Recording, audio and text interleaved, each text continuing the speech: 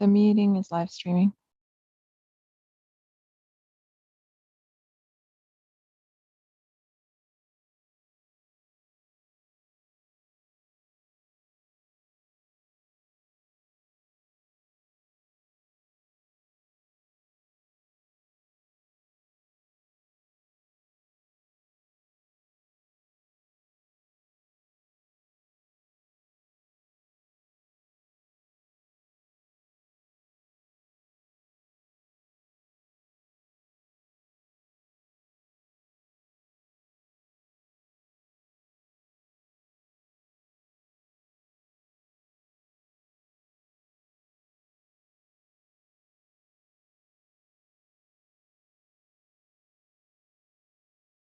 Ready? Are we good now?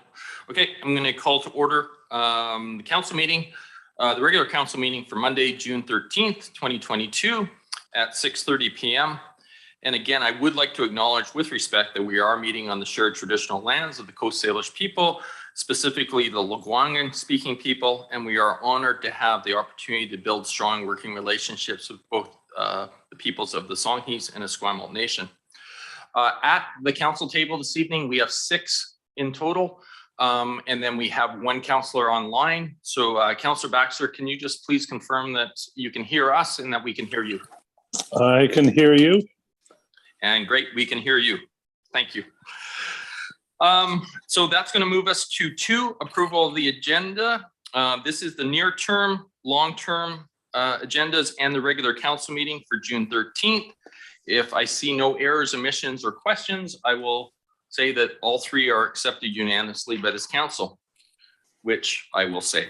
I have no mayor's message this evening, so we're going to move directly to adoption and receipt of minutes. This is for the regular council meeting minutes of May 24th. And again, I will look to have us receive this unanimously unless there is errors, questions, or comments. Seeing that there is not, then that is passed unanimously. Moving on to public participation. Members of the public will be provided an opportunity to present concerns or ask questions of council. Comments pertaining to the following matters that have been subject to a public hearing are prohibited at this meeting.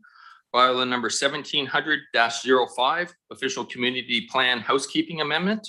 Bylaw number 1908, CD 31.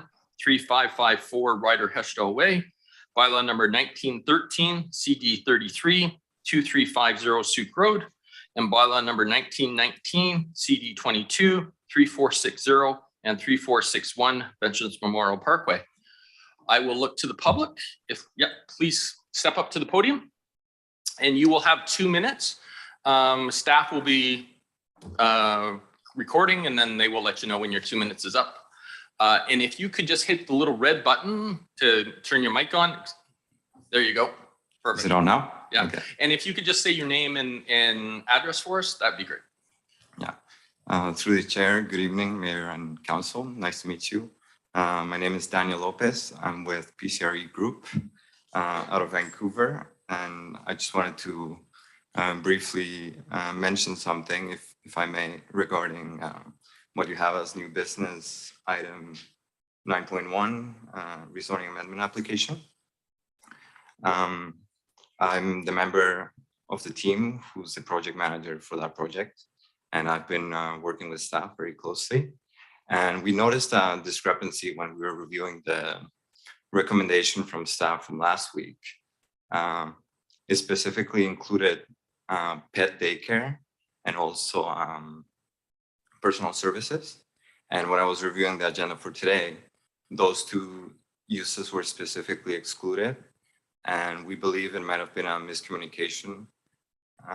My colleague who was here mentioned that Councillor Baxter said that potentially he wanted to include those 2 as part of the ones that would be in the 50% cap, whereas now they've been completely removed from the recommendation.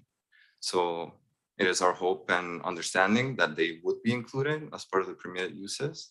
So wanted to clarify that with you tonight. Great, thank you. Is there anything else? No. Nope. Okay, thank you. Is there any other members of the public during public participation looking to speak?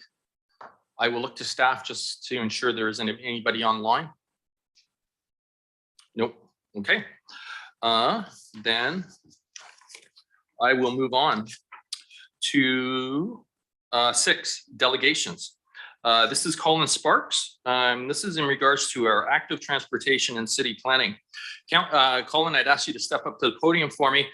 Council, just so that you're aware, Colin actually reached out to me directly, and during COVID, he presented some things, and what I recommended to him was that he begin to speak to staff and to sort of fine tune his presentation, and then bring it to all of council, because I thought it would be valuable. I know Colin has worked with Mr. Borhill on this presentation, and Colin, this is your opportunity. As I said, you have 5 minutes for the presentation, and then we have about 5 minutes for questions.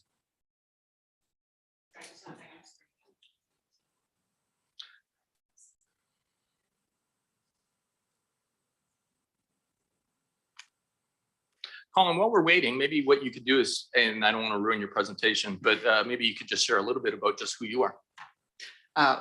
Well, I live in Metchosin, but I attend a rural-based secondary school out in Colwood here.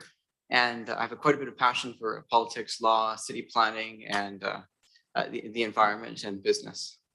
Great, thank you. Staff, are we ready?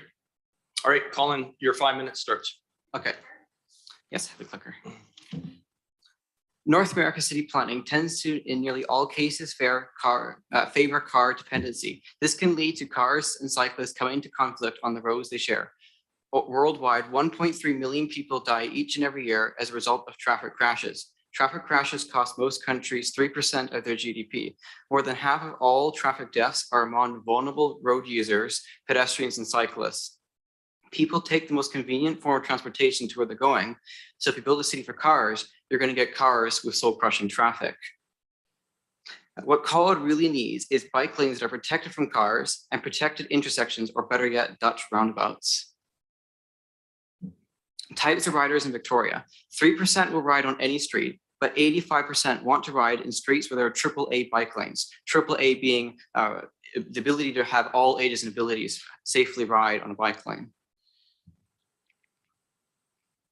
So how do you encourage active transportation? By having like large sidewalks, bi-directional protected bike lanes, at the very least having multi-use trails, raised crosswalks, etc.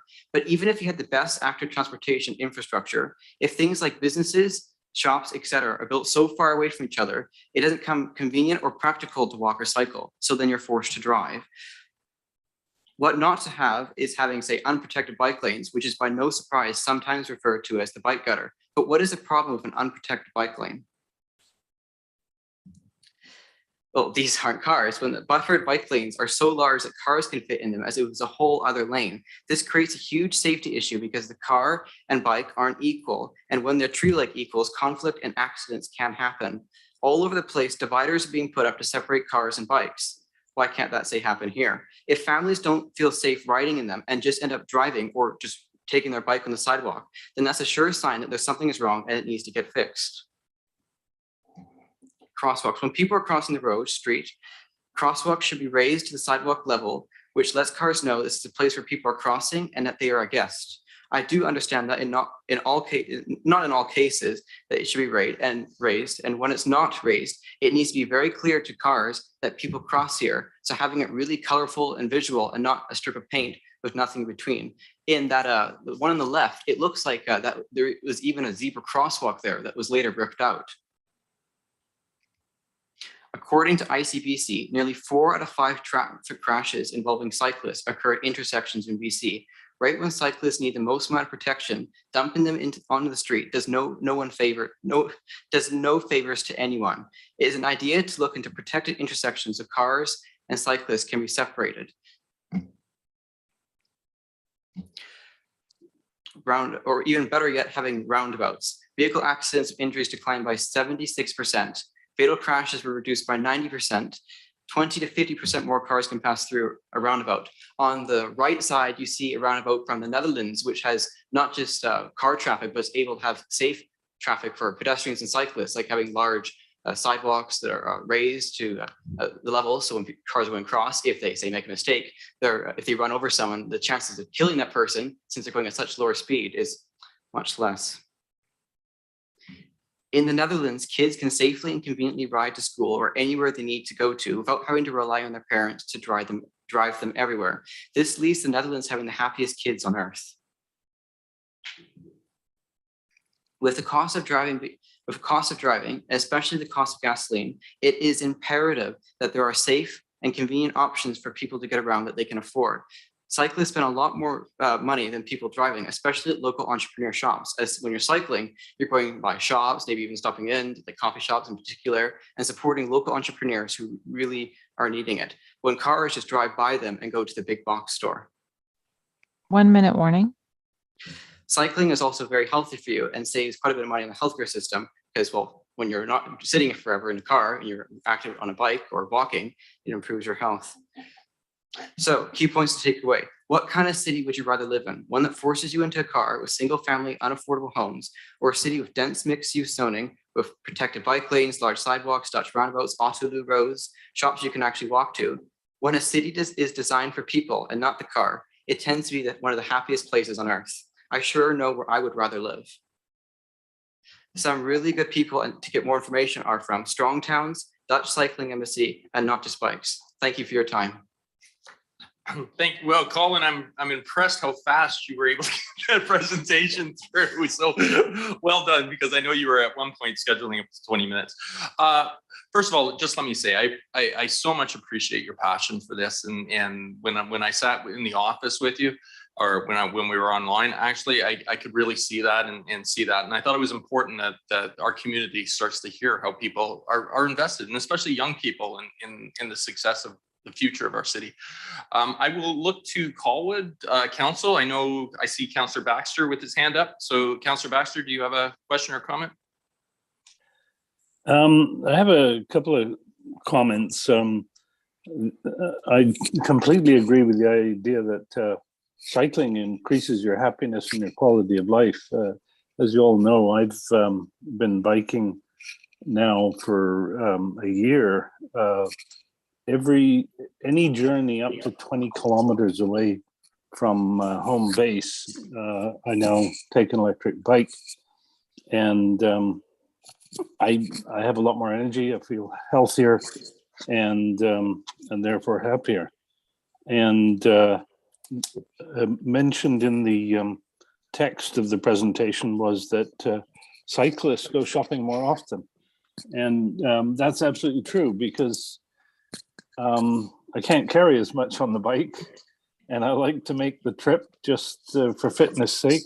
So I actually go more often, which means the food in the kitchen's fresher because I don't buy it all at once at the beginning of the week. But anyway, I agree with everything our presenter said. And the one question I would have is, if you could have us change one thing, what would it be? I think the most main important thing is having the ability to have dense mixed-use zoning. So it's, even if you have the best infrastructure in the world to keep people around, if things are built so far away from each other, like you pointed out, then it's just, you can't practically or conveniently walk there. So having like really good walkable neighborhoods, then people can actually not take their car and cycle and walk, especially when the infrastructure is there for it. Thank you.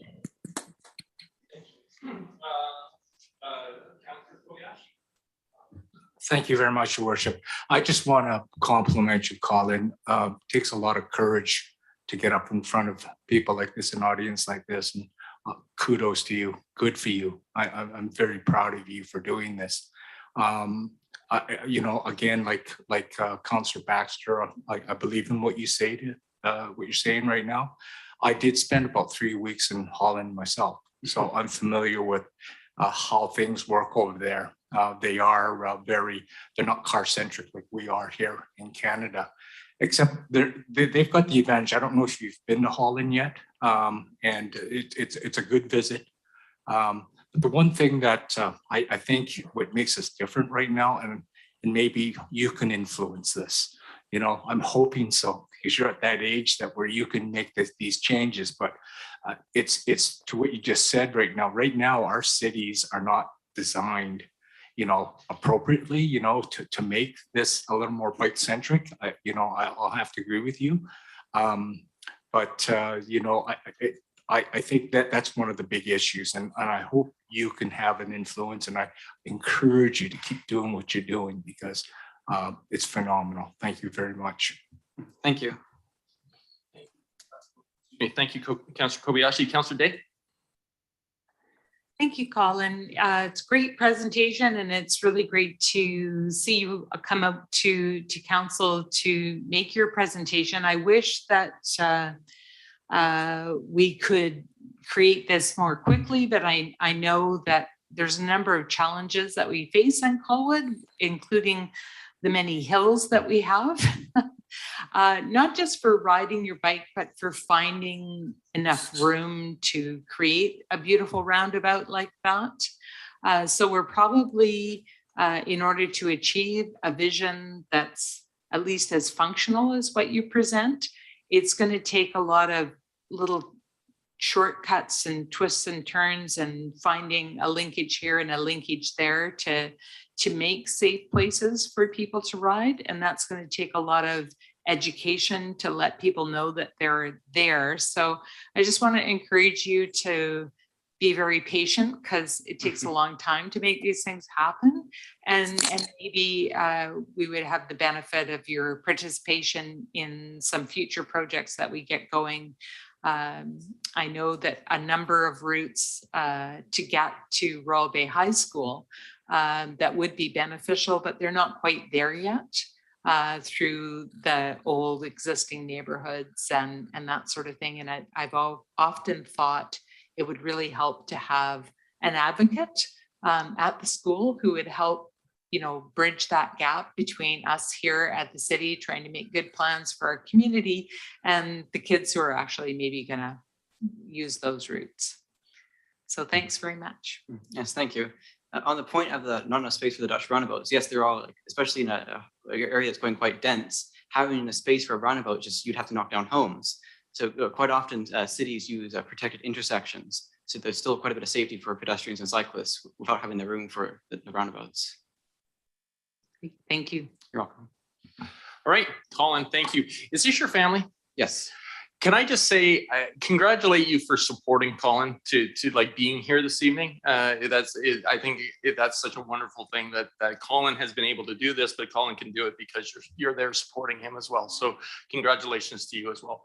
Colin, you did fantastic Yes, tonight. thank you. Thank you for sharing this with us. Okay, council, I'm going to move to 7, which is correspondence requiring council direction. This is a letter from Jeff Pierce regarding commuter train service on the ENN, Langford to Victoria, to Vic West. Sorry, could you, thank you. Councillor Jansen? Yeah, I'll move that you pen a letter of support consistent with what they're requesting, Your Worship. Great, thank you. And it is seconded by Councillor Kobayashi. I will look to discussion. Councillor Baxter, your hand's up right now. Were you looking to discuss? Yes, I am. Okay, go ahead. The ENN rail line does not service Colwood.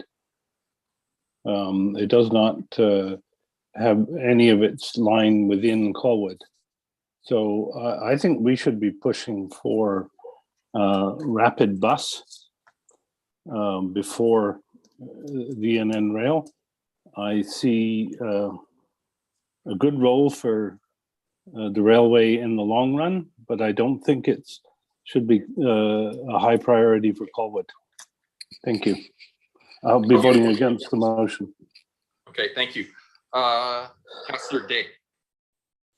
Thank you. Similar to Councillor Baxter, there's, you know, the motion as it stands, I guess I can support it in that, you know, it doesn't service Colwood, but the fewer cars that are on the main routes, the easier it will be for Colwood residents to get there. But we also, I think we should put our support behind an informed choice, not a direction that we'd like to go. If they just want to reinstate train service, that's not going to help with commuter traffic very much. If instead they institute some form of bus or train that travels strictly between Langford and Victoria, that's a different thing again. There are a number of communities along the ENN rail trail that are very hopeful of getting a commuter train back on those tracks, moving at least between Victoria and Nanaimo, if not as far as Courtney, which is where the line ends. But all of those modes of transportation are more likely to be geared towards tourists and people with historical interest, because that route is a very slow route, because over the intervening years, from when it was created to now, numerous level crossings have been permitted in every small town. And you know, there's a small town about every 10 or 15 kilometers up the island. It makes it dangerous if the train were to go faster, or expensive if the train were to raise its tracks up and go overhead. So I think it's easy to say that we would like to support another mode of transportation. That's definitely true for me. But what we're suggesting that they do matters to the people of Colwood, either based on what it costs for the federal government or others to provide support to make it happen, or with the functionality that currently it's certainly underutilized, but we need to know what we're supporting before we can support it. Thank you. Thank you. Councillor Parkinson. Thank you, Worship. Much like Councillor Baxter and Councillor Day, it's easy to say, gee, a train would be great. Let's write a letter and ask the governments to get out their checkbooks and spend a bunch of money. But you know, actually, the same proponent here was pushing a gondola not that long ago. You had all the mayor is partial to a ferry. We have Rapid Bus that has come before us with proposals to build infrastructure within Colwood to allow for rapid and frequent bus services. I think that the spirit of what's being asked here should more be along the line of what are we going to do for the traffic that's going to just continually get worse and worse and worse as years go by. Which solution are we going to go forward with, and how and when are we going to do that? To have the rail guys saying, write us a letter to support rail, and have next week have the ferry guys saying, write us a letter to support ferry, and the gondola guys wanting the same, it just gets confusing.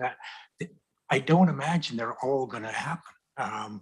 Maybe some combinations, gondola and bus, or train and bus, I don't know. But I would be much more interested in saying to, I think it would be the province saying, get off your butts, figure out what's going to help with the traffic and how it gets implemented and when it gets implemented. Because we seem to be charging down this path to more and more and more traffic and more problems. And the train guys go, we want a train, and people go, well, it's not perfect, we should get a bus. And people say, well, the bus isn't perfect, we should get a ferry. We go round and round in circles. I think, well, as a council, we should be sort of saying, we don't have one horse in the race. We don't particularly care which is the best solution, but let's determine what it is, let's find it, and let's start a long range plan. Because if today somebody decided what that solution was, by the time it was built, there'd be another 10 or 20,000 people out here, and a whole bunch more bikes on the road. So maybe even a car or two, you never know. That would be my approach that I would support, is one that says, let's pick a mode, or let's look at all the modes at once and pick the best one and follow it. Thank you, Your Worship. Thank you. Councillor Kobayashi. Thank you, Your Worship. The reason I'm supporting this, I do agree with Councillor Parkinson is saying and what has been previously said here. But I understand what the issue is right now. This is my understanding of this right now, is that if we don't make a decision, it's another route. It's like if all of a sudden we were to lose the land for express buses, for example, we'd want to make a decision about that now or support it. Because this is not saying, hey, this is the solution for everything right now. But with the situation right now is by March of next year, if we do not make, some decision that, at least we have an intent to do something with this, we lose it. It goes back to, I know we lose it, because right now it belongs to the 13 municipalities. All the First Nations have agreed to it, with the exception of one band, and that's one up by Nanaimo, I believe. So I looked at this as being that support, a letter of support saying, yeah, we don't want to lose this land. So, whether that decision is made, if it's rapid transit buses, trains, boats, or whatever, that's what my interpretation of this is. So that's it. Thank you very much. Thank you. Councillor Logan. Thank you, Your Worship, and thank you, Councillor Kobayashi, for bringing that point up. And he's bang on. I mean, once we lose this corridor, it's done. And so my way of thinking is, this isn't a solution for today. This is a solution for tomorrow. So we know that there's going to be continued growth in the region and probably creeping up island. And this is just one cog in the solution. So, I don't think that we would rest our laurels on one particular mode of transportation, whether it be rail, ferry, cycling, rapid bus, but a combination of those that would service various interests. And while it's not located in Colwood, it would certainly benefit Colwood residents, because Colwood residents will cycle or walk to the ENN station to take a train into town. So, there's huge opportunities, but I agree, if we lose it, there's no going back. It's kind of like kicking yourself in the butt for not asking for a road right away when we get development opportunities. And we need to implement some infrastructure improvements. Well, because we didn't have that long-term vision, it's a lost opportunity. So again, even if we got the funding to make this happen, it's not going to happen realistically for years down the road, probably just in time for when we need it. So this is not committing us to anything, but it's like, yeah, let's have a little vision and say it's part of the solution. Thank you. Thank you. I see Councillor Parkinson. I'm going to go to first-time speakers, which would be myself, and then I'll go to you, Councillor Parkinson. I will support the motion this evening. Sitting on the Victoria Transit Commission, the long-term vision of Rapid Bus is that it's capturing the lands so that eventually light rail will land on those when the density allows that to happen. That's the vision of BC Transit. However, saying that doesn't mean that we can't have spurs that come up Souk and then hit the Galloping Goose and allows that to happen on the rail. I agree with several of the councillors who've talked about that it would be a shame to lose that, and we are under that pressure as explained, that if a decision isn't made by next March, there is significant consequences to that, because it will go back to the Supreme Court for discussions. So with that, as I said, I will be supporting the motion. Also, I guess the other thing I just want to be really clear on is that I don't think a modality of how we move people needs to be an either or. I'm very supportive of light rail, and I'm supportive of us getting rail in place eventually. I'm also believe that there's a place for the ferry, and I think the ferry will fit within the greater scheme of everything else. I don't think one thing fixes our transportation issues. And if we're not looking at a multimodal system, we're not going to be successful moving in the future. I'm going to go to Councillor Parkinson and then Councillor Baxter for a second time. Councillor Parkinson. Thank you, Your Worship. I don't think this request talks about multimodal. It talks about let's support the Island Corridor Foundation. If we're going to make decisions based on the land question, then let's be clear that the Noose Band, I believe, has a injunction with the Supreme Court, and the Supreme Court has said this land was taken out of your reserve for a train service, and if there's not going to be a train service, you should get it back. I frankly have a tough time arguing with that, and I think there's people who feel that the spillover from that could come down to the the lands in Esquimalt and View Royal, where the right of way goes, frankly, through the middle of the First Nation there, and I don't blame them for saying that's not a great place for a train or a rapid bus, whatever it might be. So, those are things to be dealt with. None of us would say, let's run a train down the Cobourg Peninsula because that's the most efficient way. We may all have said that 150 years ago when trains were built, but nobody would do that now. So the land question doesn't sway me. I'm sorry. I just think and multimodal or whatever it might be, 100% behind that. But this is sort of saying we as a council support the train, and sure, a train may be the best answer. The cost of trains, you just have to look at the paper of what they're doing in Vancouver, and the staggering costs are going to be similar here. Be a long time before we get a train and a ferry and a gondola, I can tell you that. So let's be very careful how we move forward and do it on the right decision. And I'm not convinced this is the right decision. Thank you. Councillor Baxter.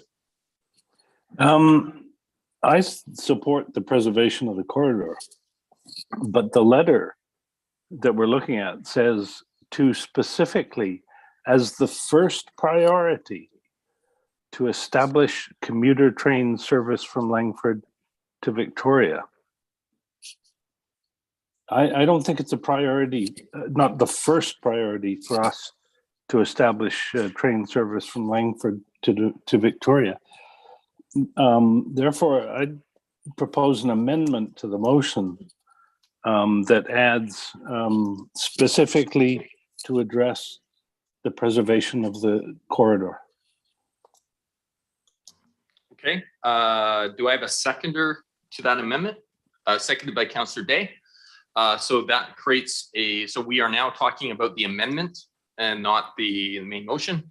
Is there any discussion on the amendment? Councillor Baxter, could you lower your hand? Oh, sure. Is there any discussion on the amendment? If not, I will call the question. Those in opposition to the amendment? Nobody opposes. So that takes us back to the main motion. Councillor Baxter, anything else? No, thank you. Great. I'm not seeing any other hands, so I will call the question to the main motion. Those in opposition? Nobody opposes. Thank you. Moving on to 8, notice of motion. This is a notice from Councillor Kobayashi.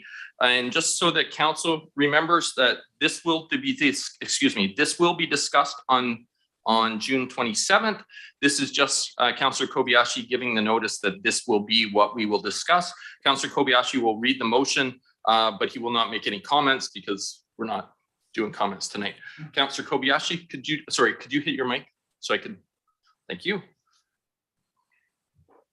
Okay, the motion is that the option to situate sidewalks at the edge of the road or street right of way always be presented to council for consideration when sidewalks are being designed for arterial streets and roads. Thank you, Councillor Kobayashi. So that will be discussed on June 27th.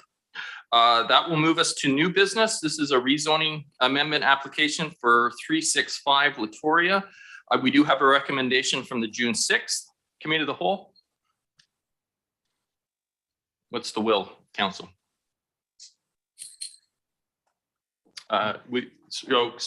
Sorry, is somebody going to move it?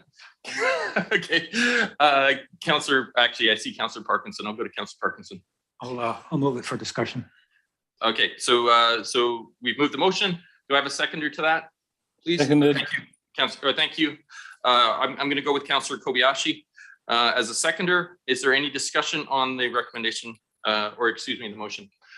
Councilor Parkinson, you were first, so I will give it to you. So we had the applicant here suggesting that perhaps the wording wasn't right. I wonder if staff could talk to us about that.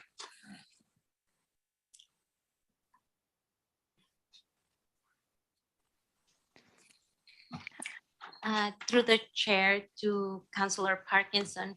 So perhaps I could read you the definition of personal services to give you some reassurance or highlight the type of uses that could be enabled and that we feel the original staff recommendation included personal services and pet daycares. And perhaps if I read you the definitions, you may see why some of those uses may still be providing a very active use that is in keeping with that common roads intent. So the definition of personal services is a provision of hairdressing, barbering, manicure, pedicure, tattoo, or body piercing services, self-service laundry, dry cleaners, tailors, beauty salons, photographers, studio and premises used for the repair of shoes, watches, eyeglasses, small household appliances, and the like. So that is the type of uses that you could enable on that commons road. So that are generally speaking commonplace in, I'm gonna say, pedestrian oriented main streets. The pet daycare definition is care provided to pets, which must be kept within an entirely enclosed building and must not be kept overnight. So I think the pet daycare was a request by the applicant, an explicit request by the applicant based on a tentative tenant that they have inquiring about that type of service in Latoria South. That's where the pet daycare element came from. And personal services, as I said, it's just common and it's fairly standard to have hairdressers, barber shops, piercing, tattoo parlors be part of retail and pedestrian, active pedestrian streets. Great, thank you. Councilor Parkinson. So for clarity, right now, they're allowed 50% medical-ish uses and 50% non-medical, and the pet daycare and the personal services would be within the 50% non-medical. Is that, do I understand that correctly? Yeah, so the personal services and pet daycare would be part of the uses that would be enabled outside of those professional office and medical services. So yes, it would be on the other 50%. It could be a mix of retail, personal services, pet daycare. And I'm sorry, I don't understand then what is the applicant's concern? So I believe that at committee of the whole, the motion remove pet daycare and personal services out of the list of potential uses that could be permitted on the ground floor. So originally the staff motion had personal services and pet daycares enabled, but those two uses were removed through the committee of the whole discussion. And I guess the applicant is here asking if you would reconsider including that personal service and pet daycare back on the, as permitted uses on the ground floor of the commons. So I'm sorry, there's 50% that we're going to call medical-ish, you know, the doctors and the physios and the chiropractors. And then there's 50% that's at present does not include pet daycare and personal services, or does include pet daycare and personal services? At present does not include, like the current motion, it doesn't include, it just doesn't permit them. So. And then Okay, there was a pretty long list you gave us under personal services, which was, I think, just about everything except the coffee shop. What would be there if it wasn't for the personal services? So the other uses were assembly and entertainment. So it could be gyms, assembly Okay. and entertainment uses, bakeries, eating and drinking establishments, and retail stores.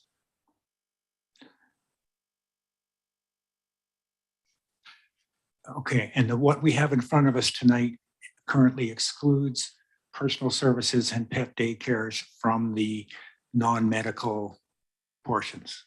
Yes.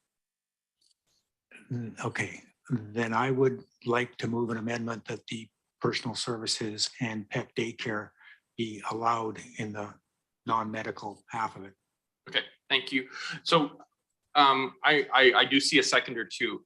I'd like to ask one clarification question just before I look to this motion. If it's my understanding that the medical services would be up to 50%, but the non-medical can be up to 100%, right? It's not that they only have access to 50%. So this would be that pet daycares could be 100%. Right, they are not limited to the 50, just as a clarification. So, so that is moved by Councillor Parkinson, seconded by Councillor Logan. We are only on the amendment right now. So I will keep the same order if you guys wish to speak to the amendment, but if you want to speak to the main, yeah, Councillor Kobayashi is next. So I'm just. Okay, and Councillor Baxter, you've had your hand up too, so you'll be after Councillor Day.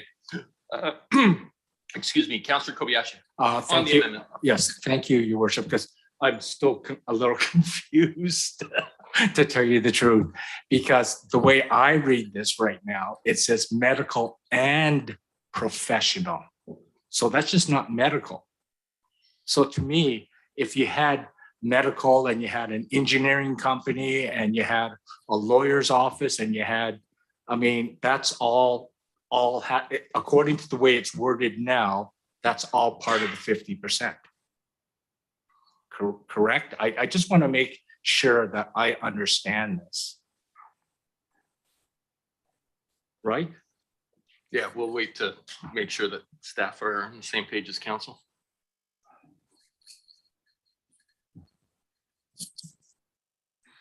So medical and professional offices are the only use that is being limited to up to 50%. And yes, you are correct that medical and professional offices could include like a geotechnical engineer that wants to set up an office.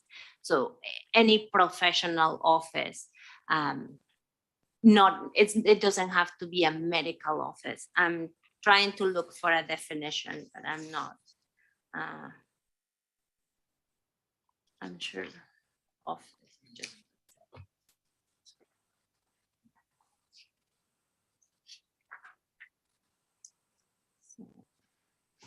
So we do, so the medical office means a building or part thereof used for the provision of medical services, including but not limited to a medical clinic, veterinarian clinic, dentist, chiropractor, massage therapist, physiotherapist, acupuncturist, holistic medical professional, ophthalmologist, medical lab, and yeah, and then it applies to a number of properties, including the City 28 zone. And then professional offices means a building used primarily for conducting the affairs of a business, a profession, service, industry, government, or like activity. Okay, so yeah, so I did interpret this correctly. So I guess it just goes back to what I said at committee. I just have a hard time with this right now because we're putting a cap on, good businesses, and it's just along commons anyways, along commons. So it's not throughout the whole strip, the whole mall, which makes it all walkable. But I just don't understand. I guess this is why I voted against this, because I just don't see the fairness in this. Like, why would you put a cap on this? Like, it just doesn't make sense to me right now. Why would we want to put a cap on this if we have good tax paying businesses in there? And the idea is to fill these things right now, right, to me. And if someone came along with, a similar medical facility like they have out in Sydney, for example, which takes up quite a bit of room, because it's got the whole gamut of support there, it's society. I don't see why we wouldn't let that in there. Like if they wanted to take up the whole facility and look after the medical cares of the West Shore, that's where I'm having problems. So we arbitrarily put a cap on them and no cap on anyone else. And I made a facetious comment that, what do you want, a dollar store in the whole thing then? I mean, that's going to be allowed the way it's written right now. And yet we won't have, maybe a big medical facility or with other professional, businesses in there. It just doesn't make sense to me. And I just think it's unfair. And it's, I just don't think it's right for us to make those decisions like that. Let the businesses drive that. But that's just my opinion. Yeah, that's it. Thanks very much, Mayor. Thank you. Councillor Day, then Baxter. Okay, so I think I can answer Councillor Kobayashi's question. Why are we putting limits? And the reason is this is our one shot at realizing the goals of the OCP.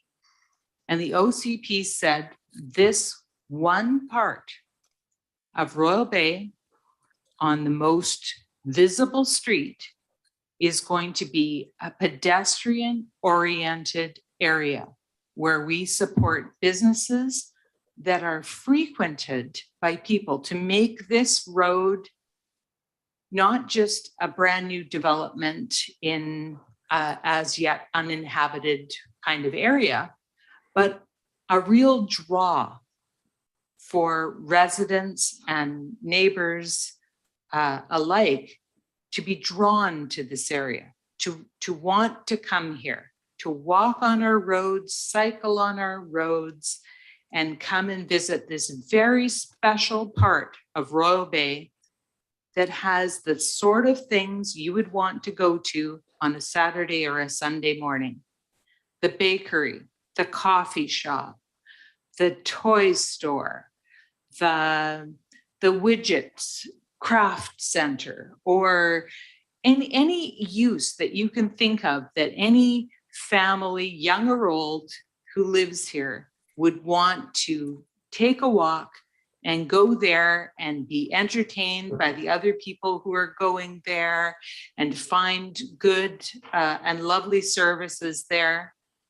And I have nothing against pet daycare. I think they're fabulous, but they're not this. This is not the place for the pet daycare.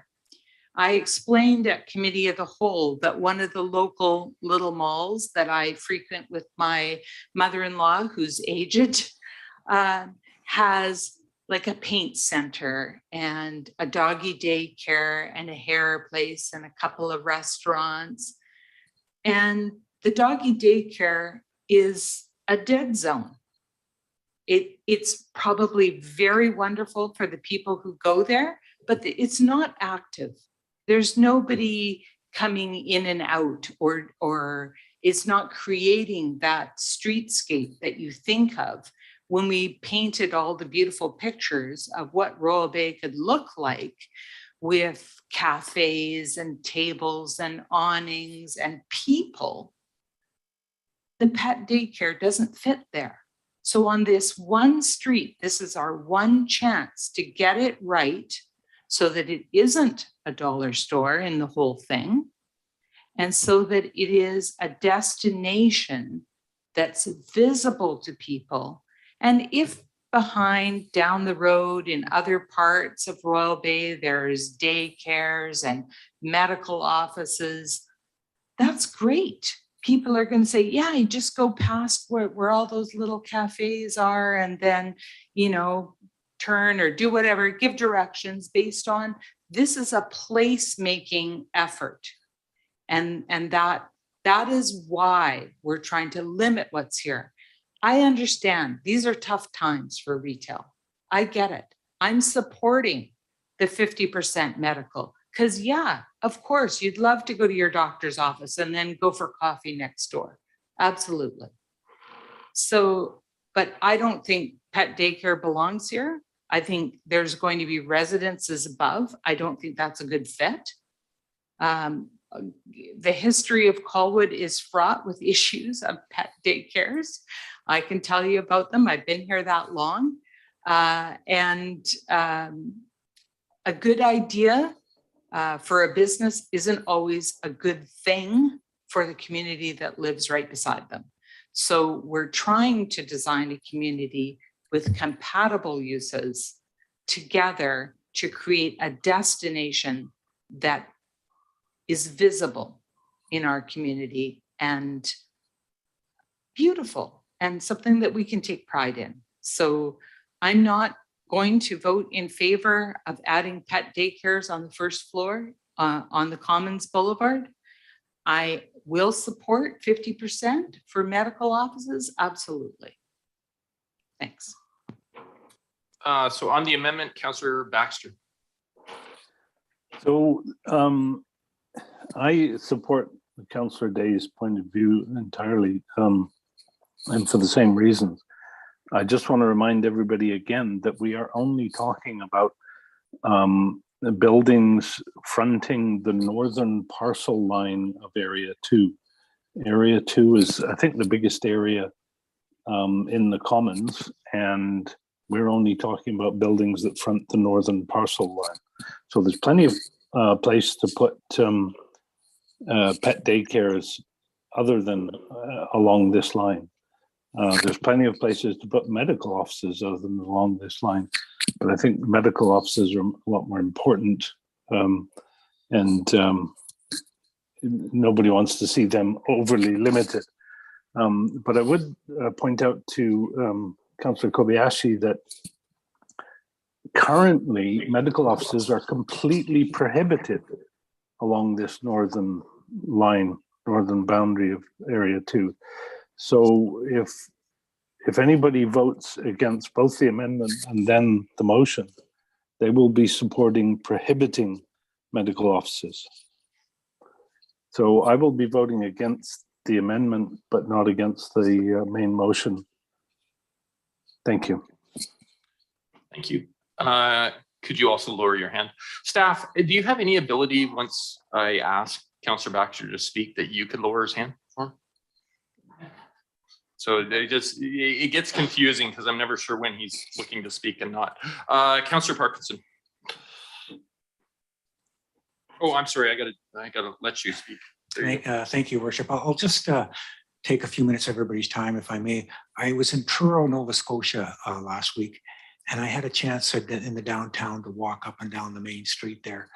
And it reminded me a lot of Duncan. It had the, it had the infill brick sidewalks, it had the new street lights and the banner arms. And I remember early in my career, there was a big bunch of work put out by the provincial government called Downtown Revitalization Projects. And we've probably all seen them. There's probably a number in around Victoria, certainly all the smaller towns everywhere.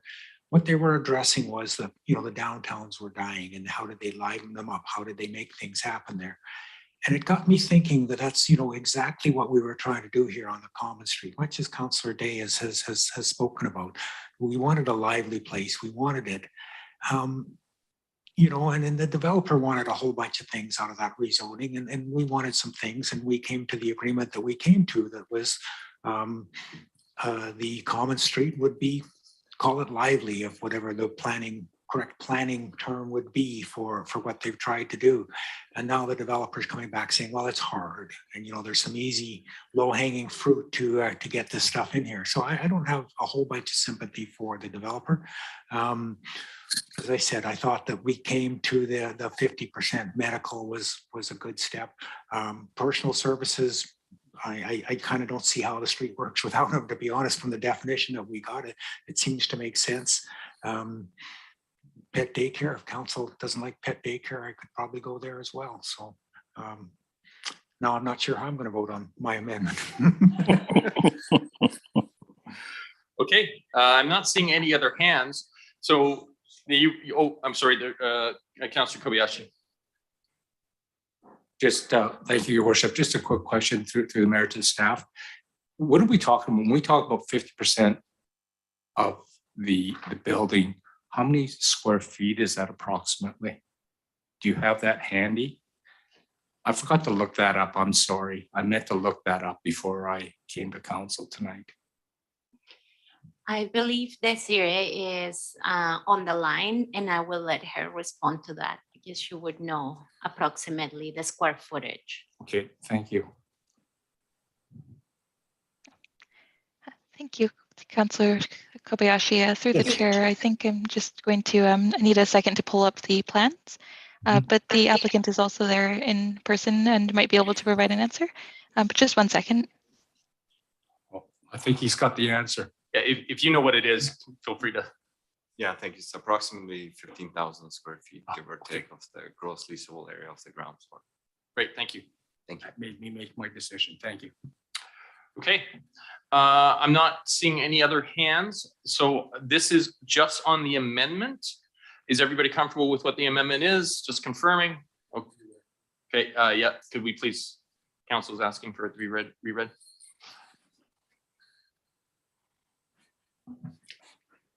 The amendment was to allow personal services and pet daycare. And the main motion hasn't been moved or seconded yet. Oh, hasn't it? Well, I'm not, okay. Oh, yeah, yes, it was. It was Councillor Parkinson and then Kobayashi. Yeah. Yeah. So, so on the amendment, I will call the question. Those in opposition? Councillors Day, Kobayashi, and Baxter oppose. The amendment passes. Moving to the main motion. Is there, sorry, Councillor Baxter, could you lower your hand, please? On the main motion, is there any further discussion? Councillor Day. Unfortunately, because the amendment has carried, I'm no longer able to support the motion. Thank you. I will call the question then. I don't see any other hands. Those in opposition to the motion. Councillor Day opposes. The motion passes. Moving on to 9.2. This is the revised proposed rezoning application RZ 21-007 for 2353 and 2361 Souk Road. This is a recommendation from the June 6th Committee of the Whole. May I get a mover? Moved by Councillor Logan, seconded by Councillor Baxter. Thank you. Discussion? Councillor Baxter, oh no, okay, thank you. You're, I don't see, oh, I do now. Councillor Parkinson. There was discussion earlier about the sidewalk, mid-block sidewalk. I see they have included in there at a width of 1.5 meters. Maybe staff could comment on why 1.5 meters and not larger.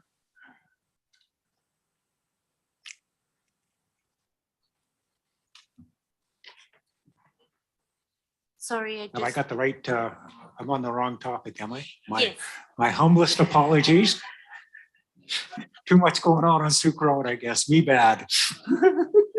Okay, great. I'm not seeing any discussion, so we'll call the question.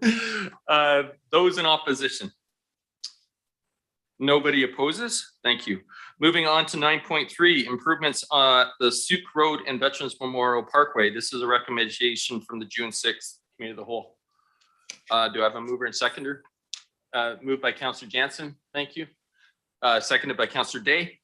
Discussion? Seeing none, I will call the question. Those in opposition? Nobody opposes. Moving on to 9.4, Natural Asset Initiative. This is the inventory and final report. This is a recommendation from the June 6th Committee of the Whole. Moved by Councillor Jansen. Seconded by Councillor Logan. Discussion? Seeing none, I'll call the question. Those in opposition? Nobody opposes. Thank you. Moving on to, I'm sorry, I have lost the page. Oh, there it is. I know it's 9.5, but I couldn't find it. 9.5. This is Mr. Andrews, our engineer lead. Regarding capital projects, this is our 2022 active transportation priority projects. Mr. Andrews. No, we just did it. Thank you.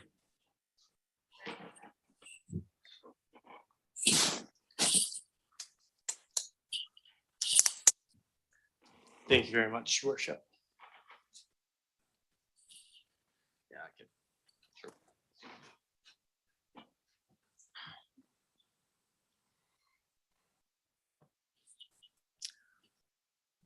Okay, so at the committee of the whole meeting last week on June 6th, staff presented the report on the potential designs and costs for the 2022 active transportation priority projects.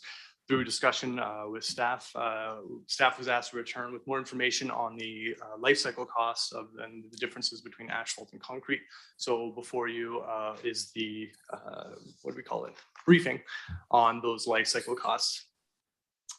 Further to that, if you can turn your attention to the presentation.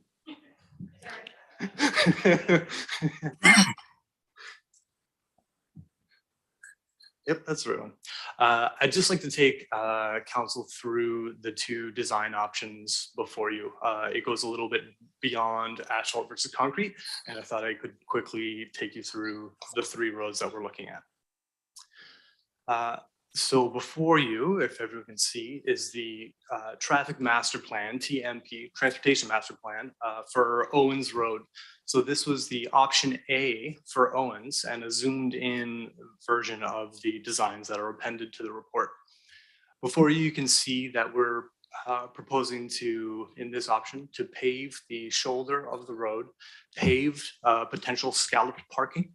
There'd be concrete curbs and a concrete sidewalk for everyone to walk on. With the concrete curbs, it would also necessitate storm drainage designs for the roads. So catch basins, seepage pits, potential piping, but we try to avoid that.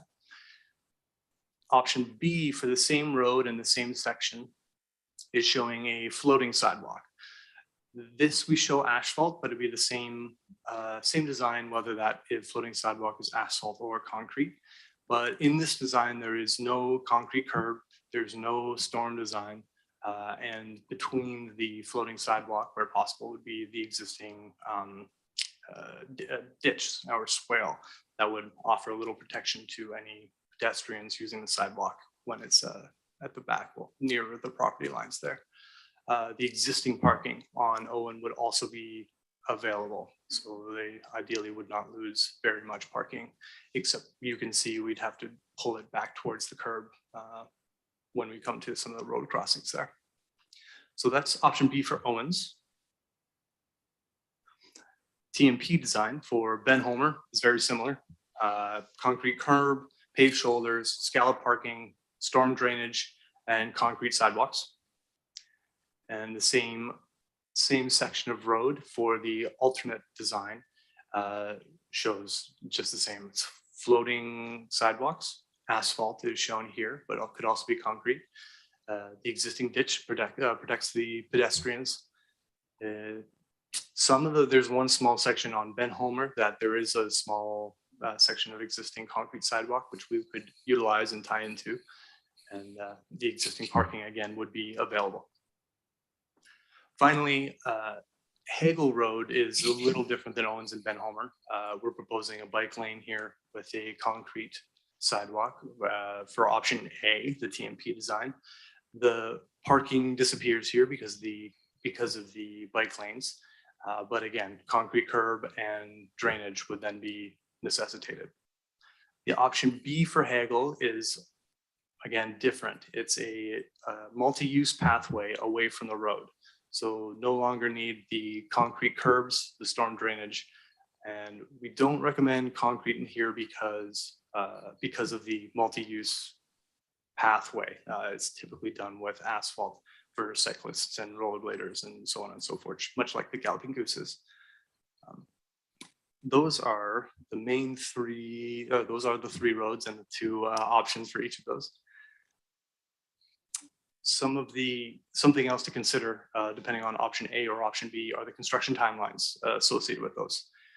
If option A is chosen, so the TMP, the full build out design, we'd look for direction from council to proceed with different packages. In early fall this year, we could proceed with Owens and Ben Homer, or Hagel, Adai, and Kelly. Those packages could be funded through gas tax, which we can speak to later if you have questions. And then later on next year, in the summer and fall 2023, Lagoon or Fulton could be built. So again, Lagoon in summer 2023 and Fulton in fall, or vice versa if you wanted to start with Fulton, so on and so forth. If option B was chosen, then the construction timeline for that would be a little quicker. Everything we could proceed with Owens, Ben Homer, Hagel, Adai, and Kelly in early fall 2022, again through gas tax funding. And the spring, summer timeframe would be, again, that decision between whether to start with Owens, whether to start with Lagoon, or proceed with Fulton. And those would be funded through long-term debt. So the staff recommendation for Owens will split the 3 roads into the 3 recommendations.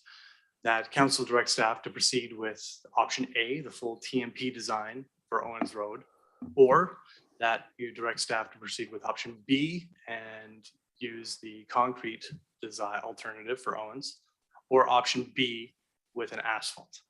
So I hope that's clear. Great, thank you. So council, just so that you're clear, what I've asked Mr. Andrews to do is to break this down for decisions for us on every specific road. So tonight, what we're going to do is we're going to make a motion on every road rather than being confused around trying to group things. So Councillor Day. Thank you.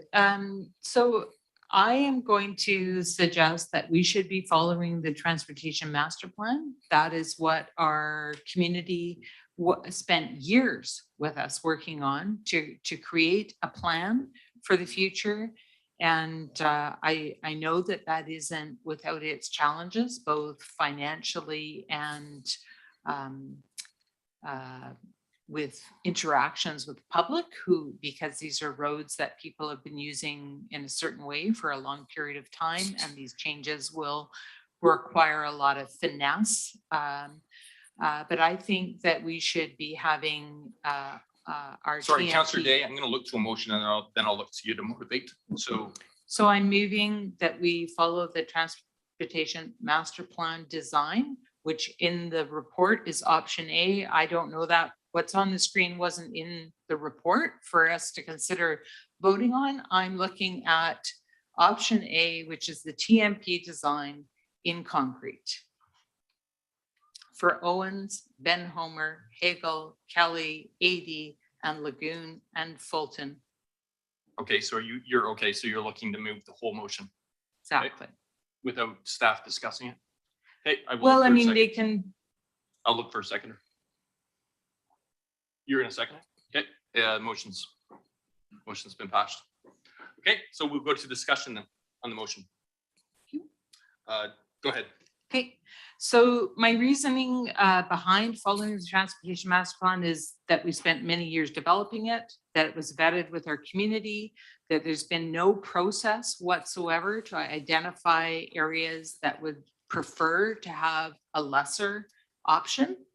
And so I think there could be a lot of pushback if you chose something less than the transportation master plan, because why would people get less in one neighborhood than they got in another? Thanks. I will go to Councillor Logan next, just because he was a seconder. Thank you, Your Worship. I would actually put forward a similar argument as Councillor Day did. I'm not sure why we would treat an existing neighborhood any differently than a neighborhood that is under construction by a developer. They are not second-class neighborhoods, I guess is what I'm trying to say, and deserve just a good of quality And our expectations should be just like our expectation on ourselves should be just the same as they are that we expect of the developers.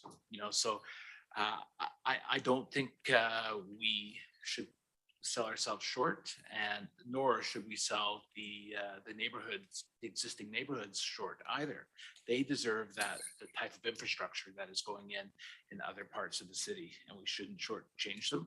I agree with Councillor Day. There's going to be challenges, and we need to figure out the financial aspect for which the Director of Finance has presented some options.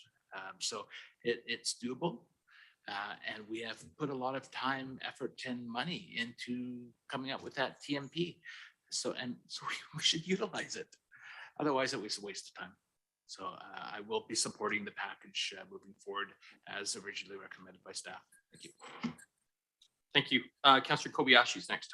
Well, I think it's Councillor Parkinson. No, because you were actually after, you were before Councillor Logan. But I'm better looking.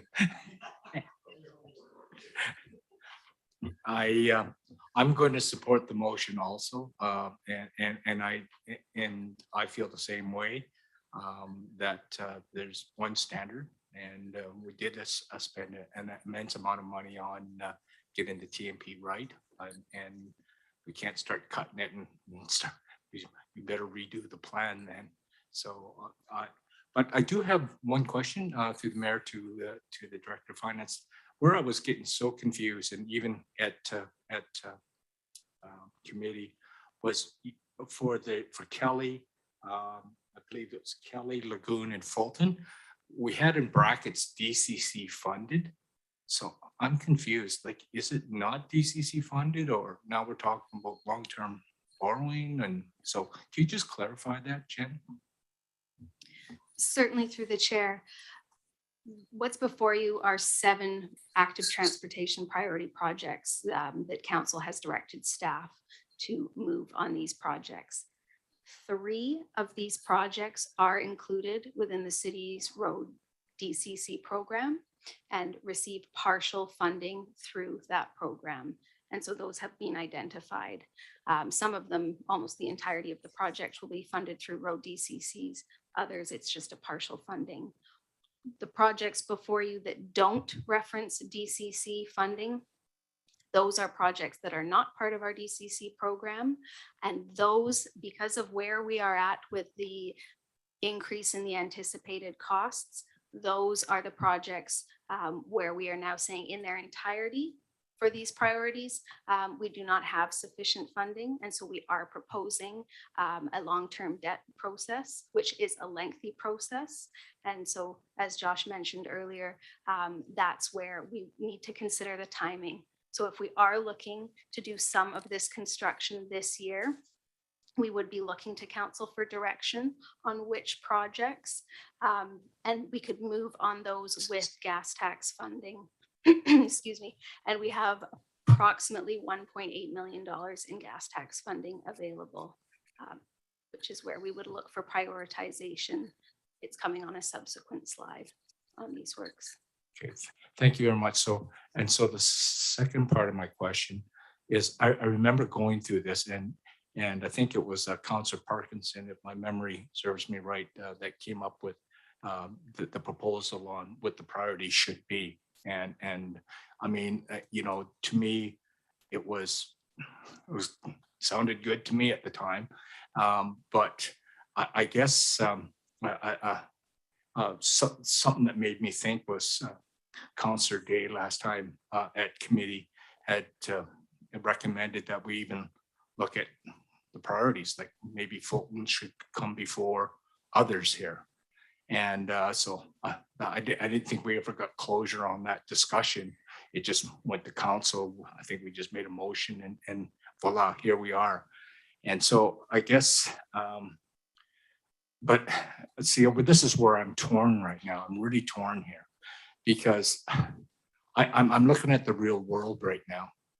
And I'm looking at, having coffee with some citizens here over the last couple of weeks. And it's really interesting how I'm not maybe not affected, and maybe some of the people around the table aren't affected as much, but there's real things happening in this world right now. And it's called inflation. You know, just look at the price of gas right now. And just lots of unknowns to people right now. And it concerns me that, you know, here we are doing the opposite of what I think we should be doing, you know, because when you get into these times when, you know, the potential, I'm not saying that, I'm not a procrastinator of what's going to happen in the future, but I do think some economic hard times are about to hit us here. Looking at rising rates, and I know that was a concern with some of the people saying that, boy, oh boy, it's scary. They're worried about, should I lock in? Shouldn't I lock in? Oh, I don't have the opportunity to lock in now because I'm in a set mortgage right now. And by the time I'm get around to negotiating, I'm afraid of what the rates are going to be. I might have to walk away from my house. So here we are talking about potentially spending more. And, you know, I'm listening, and this really worries me.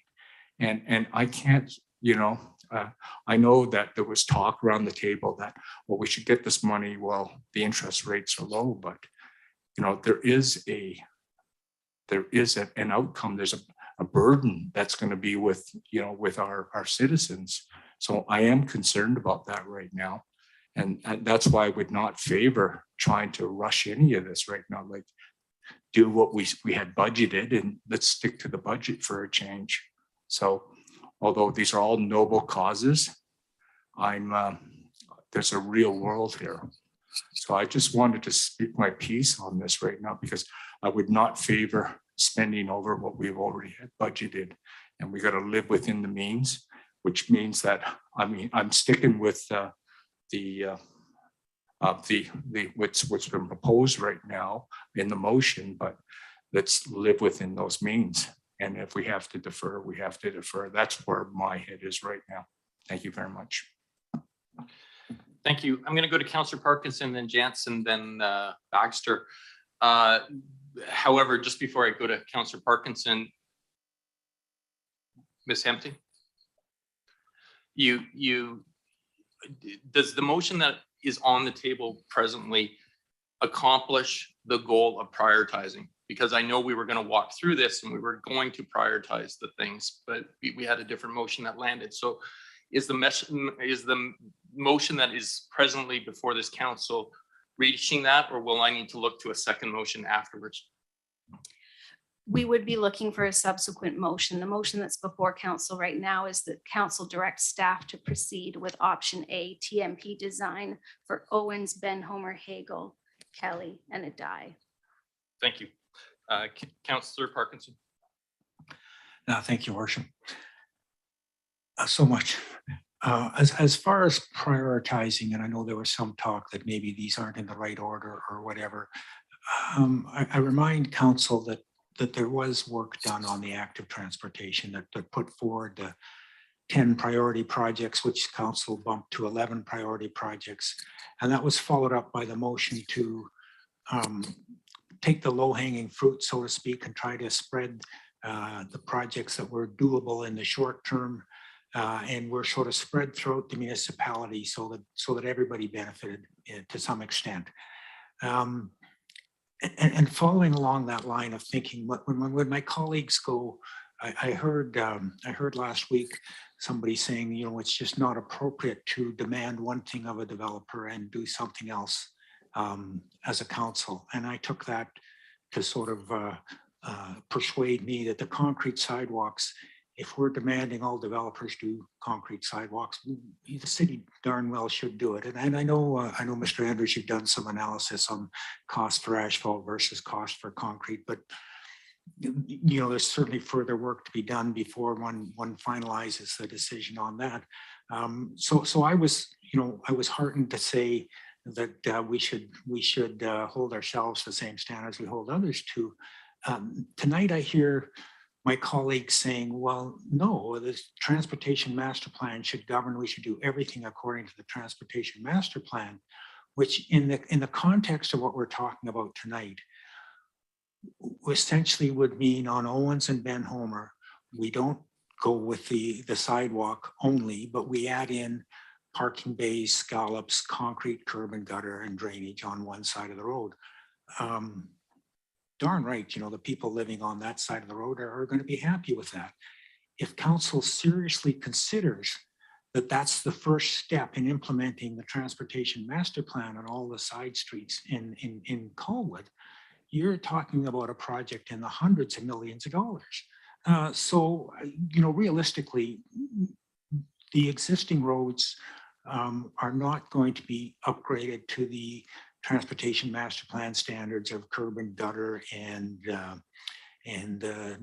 drainage and bike lanes for a long time.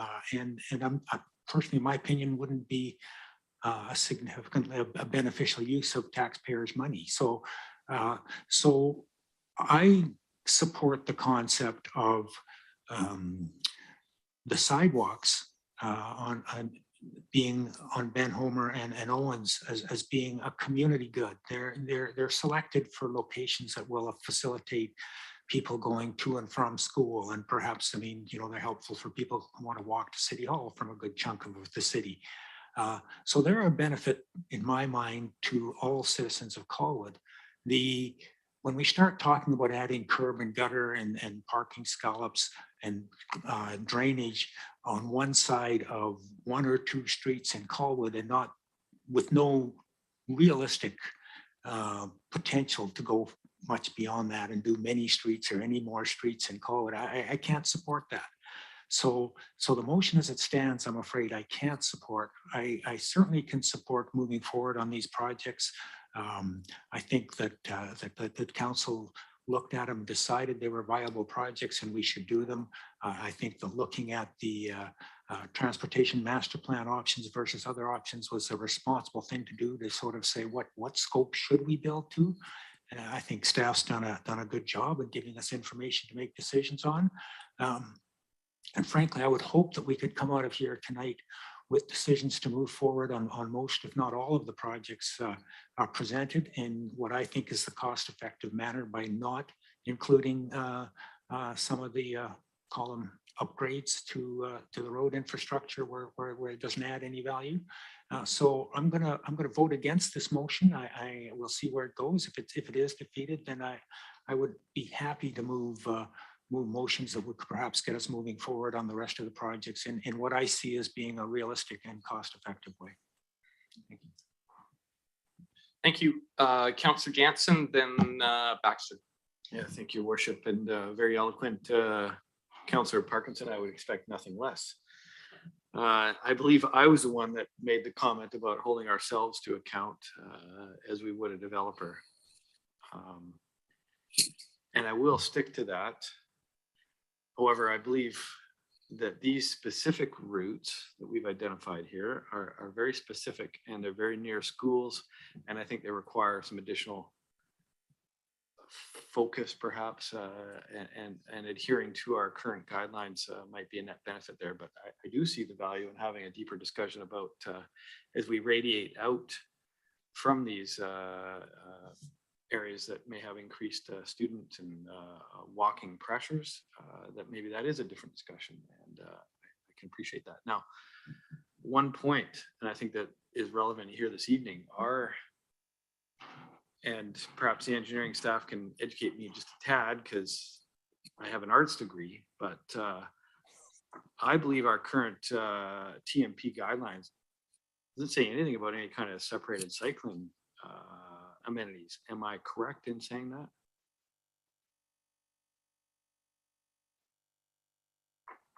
I can picture those diagrams and it has a line painted down the side of the road in my mind's eye. Thank you, Your Worship, through the Councillor Jansen. I'm new here, so I could be wrong. But I do believe you're correct that your current TMP, when you're looking at your arterial collectors, are showing your bike lanes connected and buffered, not protected, and certainly not separated bike lane wise. Your sidewalks are all separated. And where they're not separate, I think some of your smaller cross sections do have them connected, but they're protected by a elevated elevation with regards to a curb. So from that perspective, you're correct. So I think that's my recollection. I mean, there might be some slight deviations from that. So again, if what we're trying to achieve is a AAA cycling route, which is very near, for instance, I believe if we're going to talk priorities, that the routes that lead to the middle school certainly are going to have increased student usage as opposed to perhaps in elementary school.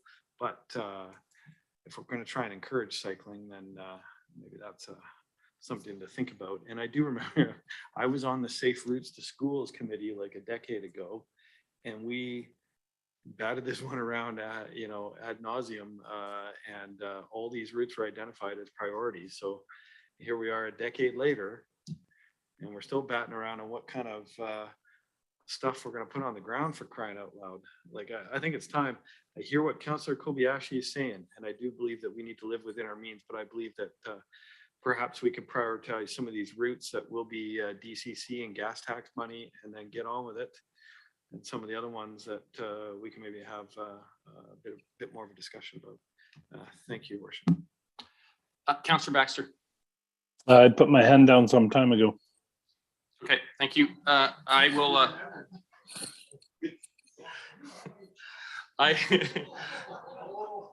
Jeez. I will speak just because we're at first time speakers. I will not be supporting the motion. I said it at committee, and I still believe that going with asphalt is a responsible and reasonable thing to do. I categorically disagree with Councillor Logan when he talks about second-class citizens. That would suggest that we think that people who live down in the lagoon presently are second-class citizens because we have an asphalt sidewalk on Heatherbell. I think that if we want to build as many sidewalks as possible, we need to find the financial abilities to do that. And to be building something that's premium and that has the highest cost, I don't find personally the responsible thing to be doing. So I won't be supporting the motion this evening. Councillor Day. Thank you. So after I spoke the last time, I heard that there was a need for another motion with regards to the priority. So I would like to respectfully suggest that if we're going to re-debate the priority that we already voted on, that a report better come forward for us to do just that. What I understood that we were voting on here tonight was whether or not we should proceed with these sidewalk requests and whether or not those should be asphalt or concrete and whether or not they should include the drainage systems to prevent them from being what we just heard from recently by email, which is puddling that causes problems for people to use the infrastructure that we have. I just would like to add that Owens, Ben Homer, and Hagel and Kelly and 80 are all close to schools and are used by school children.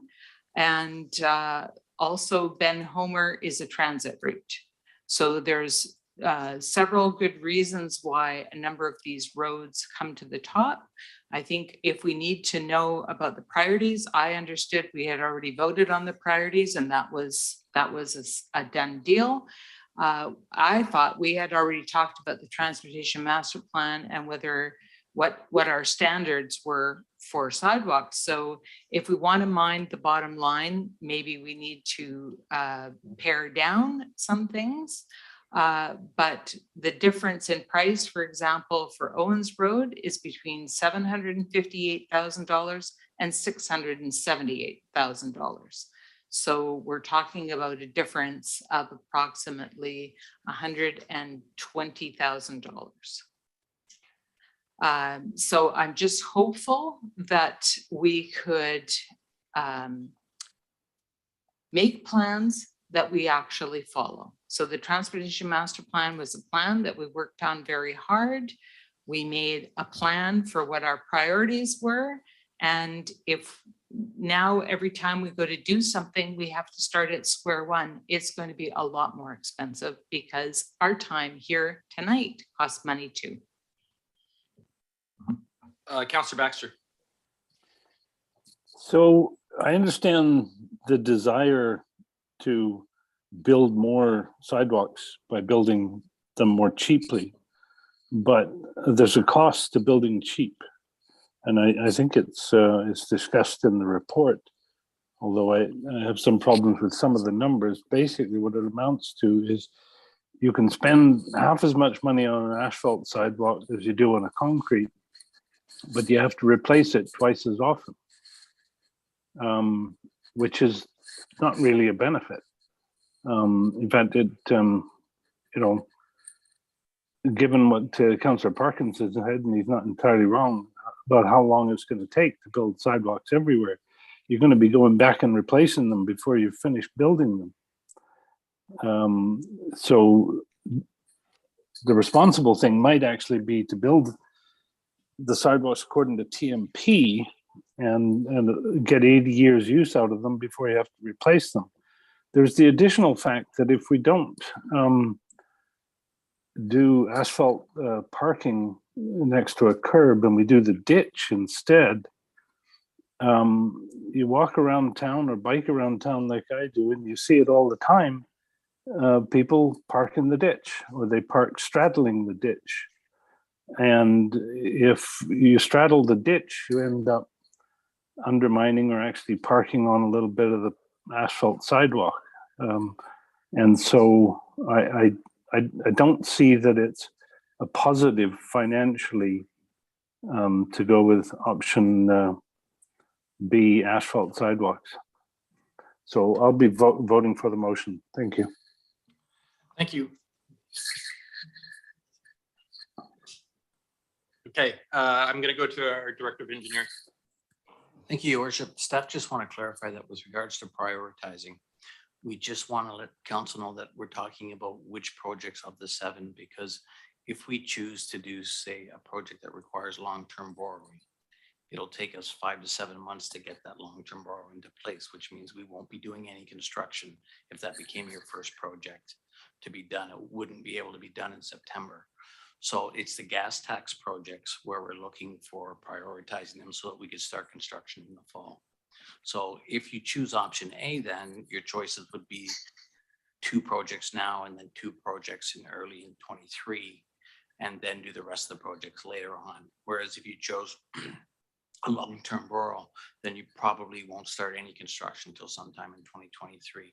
So that's the only prioritizing we're talking about. It's not really about other projects. It's just these projects and which ones you want to start depending on what your construction schedule might be.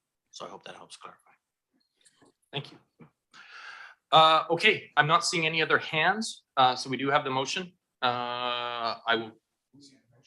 Sure. Gabriel, could you please read the motion back, please?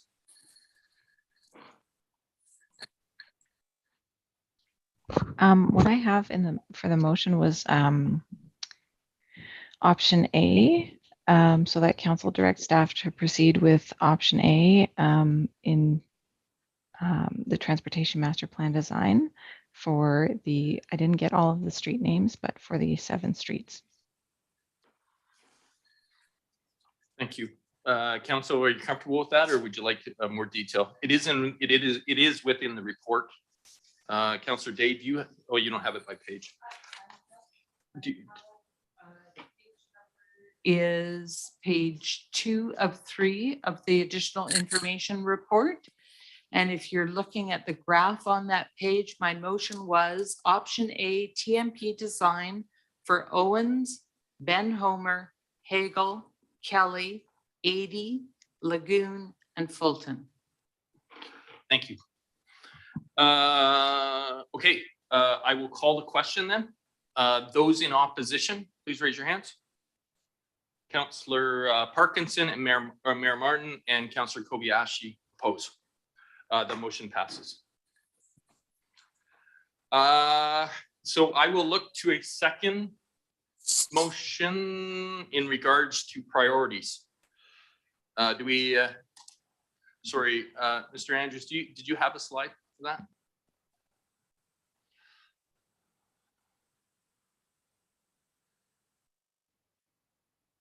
Oh, that's That looks like that. So the TMP design was approved. So that is what staff are recommending is that council direct staff to proceed to fund Owens and Ben Homer with gas tax in 2022 construction, build Hagel, sorry, how is it? 80, thank you. And Kelly with gas tax in 2023 construction, and build Lagoon and Fulton via long-term debt in 2023. Or, well, I guess that's what's suggested. Councillor Day? Sorry, I had put my hand up to try to figure this out before I realized there was a slide. So the slide does a better job than I could. Thank you. So are you comfortable, sorry, Councillor Day, are you comfortable with moving that? I am. Okay, thank you. So Councillor Day has moved it, seconded by Councillor Logan. Discussion? Councillor Kobayashi. Thank you, Your Worship. So question through the mayor to Jen. So what is the tax implication in 2023 for Lagoon Fulton?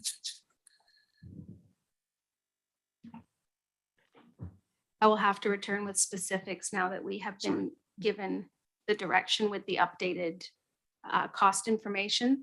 But we would be looking at a long-term debt issue 2023, and the first year of tax implications would be 2024. And we would be looking at approximately a 1.5% to 2% lift to service those. But it would also depend on the term, which has not been brought forth for consideration. So may I just ask that would suggest that that's a future decision of a future council then? Or like we can give direction that to build Lagoon and Fulton, but it sounds as though that there are further decisions that would need to be made around term, borrowing costs, all that type of, am I correct? We received direction from council over a year ago on these projects. And we did highlight at the time that some debt servicing would be required. As time has passed, our expectation is that the amount of debt required has increased. The specifics I don't have before me tonight because of whether or not we are using gas tax for some of these works, which is what's being proposed.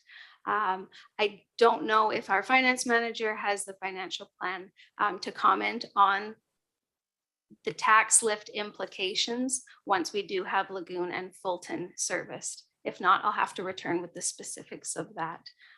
But pending council direction tonight, we would then move into the loan authorization process. And part of that would be to specifically highlight the property tax implications of a 2023 construction, which will impact our residents in 2024. And when we spoke about this during budget deliberations, we were looking at approximately a 1% tax lift for about $1 million servicing. Great, thank you. Councilor Kobayashi. Yes, it's just that I remember these discussions happening, but when I looked at the dollar values and how much they've gone up, almost doubled, I knew that, oh boy, I don't know if we should even be making a decision at this point in time. I mean, until we understand that fully, I would tend to think myself. I think I would prefer to understand that before I, gave the yes or no on the Lagoon Fulton side right now. So Councillor Kobayashi, I hear what you're saying. Staff do need direction for us to utilize the gas tax. So if we were looking for future information, I would suggest that we perhaps sever the build Lagoon and Fulton versus long-term debt, and then we can vote on that separately. Councillor Kobayashi? Yeah, oh, absolutely. Okay. I'd be joyed by that. And to be clear, staff have received direction on moving on these projects, which did include long-term debt financing. What we didn't receive direction on was utilization of gas tax funding, which, as you heard earlier tonight, if we want to attempt any construction this year with where we are in the calendar year, we are recommending gas tax funding for Owens and Ben Homer. Right. I have no question about that. It's the long term, the Lagoon Fulton via long-term debt And, we didn't have the full picture at the time, unfair to you and unfair to us, and so that's why I'd like to see it severed. You can make a proper decision that way, I believe in. Sure. I will look at severing it when we get to it. I will go to Councillor Baxter first. Just on the motion. Yeah, I just want to clear up. Isn't severing it an amendment to the motion? I will look to staff. I have severed motions in the past, but do I need a motion to sever? Yes, you should get a motion Okay, to sever. I will get a motion to sever at the proper time, Councillor Baxter. Okay, really, I was putting my hand up to make that motion, but. Oh, okay, well then please make that motion. Okay, I move to sever Build Lagoon and Fulton via long-term debt. Great, thank you. The rest of the motion. Seconded by Councillor Day. Thank you. Okay, so I will sever it. And so presently, council, we are discussing everything except and Build Lagoon and Fulton via long-term debt. So that is what's on the table presently. Discussion, Councillor Day. Thank you. Maybe when we get to the discussion on Lagoon and Fulton, you would consider a motion to bring that to a future meeting so that we could all get our ducks in a row. I feel like our discussion has led us in a lot of different directions, and I'd like to, for us to give as clear direction as possible. Sure, thank you. I'm not seeing any other hands, so I will call the question on the motion, which is that council direct staff to proceed to fund Owens and Ben Homer with gas tax in 2022 construction, build Hagel, sorry, I would get stuck on that word, 80, thank you, and Kelly with gas tax for 2023 construction. Those in opposition? Nobody opposes. Thank you. So that motion passes. And then the second motion would be to build Lagoon and Fulton via long-term debt. Councillor Day. Thank you. I would like to move that we defer this or refer it to staff for more information so we can get the information that was briefly provided by staff present here today in a report before council. Thank you. Second by Councillor Kobayashi. Any discussion? Do I get to discuss the referral?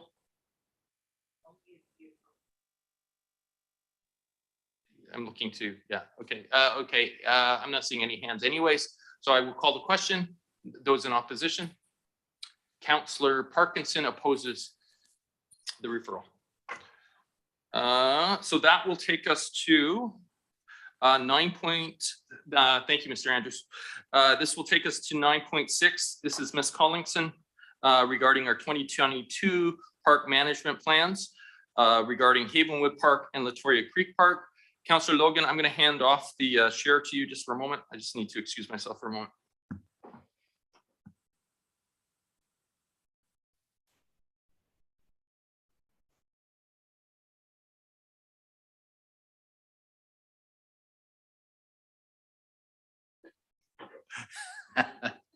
So we'll turn it over to Jill. Thank you. So I do not have a presentation tonight. Just before you this evening is a briefing, essentially just alerting you that upcoming is the beginning of the park management planning process for Havenwood and Latoria. Obviously, we've just recently completed Collow Creek, Lookout Lake, and Ocean View. And so upon the successful completion of those, we're launching into the next round. And so it's just a note to say that public engagement will start in the summer, and keep an eye out for upcoming park management planning this year. And we'll be back in the fall with a summary of what we heard over the summer. And that's about it. I'm here if there's any questions. Outstanding. Council, any questions? Seeing none, thank you very much, Jill, and we look forward to upcoming reports. So we will move on to item 9.7, report from Desiree Gibbons on rezoning comprehensive development 28. Desiree. Thank you. So I do not have a presentation either. I will say a few brief words about the staff report though. So this is a staff-driven request to amend the CD28 zone to permit show homes and presentation centers throughout all areas of the zone. This is in response to requests that the Development Services Department has received to build show homes and a presentation center in the Latoria South sub-area of Royal Bay. As the zone is currently written, these uses are not permitted. However, show homes and presentation centers are permitted in many of the Royal Bay comprehensive development zones. Show homes are also permitted in nearly all residential zones throughout the city. So considering this, council may wish to move option 1 of the staff report, which is to direct staff to prepare amendments to the CD28 zone to permit show homes and presentation centers throughout all areas. And I'm available for questions if you have any. Thank you. Great, thank you. Clearly, I need to leave more often because I can't believe you guys got through 9.6 FS. Well done. Councillor Jansen. Thank you. I'll move option 1 recommendation sans a public hearing. Okay, thank you. Do I have a seconder to that? Seconded by Councillor Kobayashi. Discussion. I will go to Councillor Parkinson. If this is an oversight in the CD28 zone, I wonder if we're just going to be dealing with the same thing at Royal Beach and Olympic View and other places. I mean, show homes should be fairly standard. If we have to do a rezone to allow them in one area, why not every area?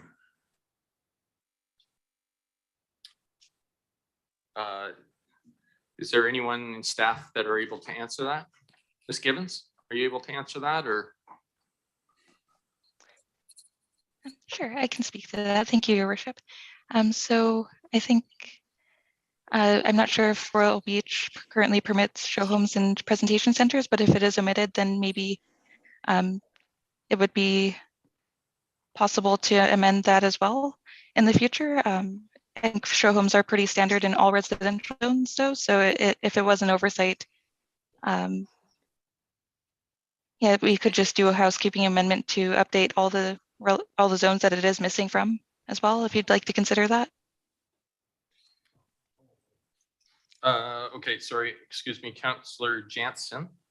Thank you, Your Worship. I'm happy to amend the original motion to include any zones that may somehow preclude this, that they be addressed by this one particular motion. Okay.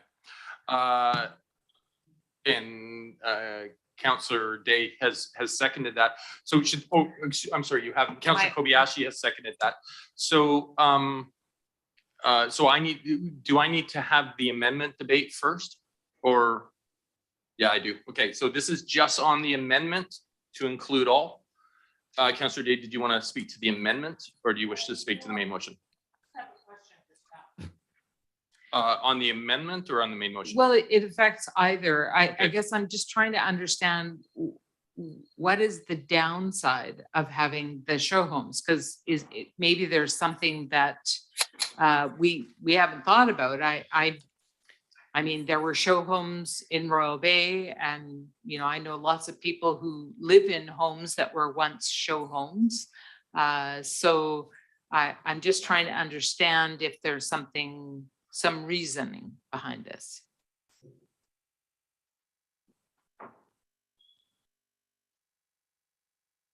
Ms. Gibbons? Thank you, Your Worship. So there is no downside to permitting show homes. The reason that this was excluded from the CD28 zone was mostly just an oversight. It was a mistake, an error that this was omitted. So we're just hoping to bring this back as a housekeeping amendment to include it since other residential zones permit it. Okay, great, thank you. Okay, I'm not seeing any other hands. So this is on the amendment. I will call the question. Those in opposition? Nobody opposes. Brings us back to the main motion. Is there any discussion on the main motion? If not, I'll call the question. Those in opposition? Nobody opposes. Thank you. Moving on to 9.8. This is Ms. Hernandez, Manager of Development Services, regarding application RZ 21-014 for 1752 Island Highway. And this is additional information.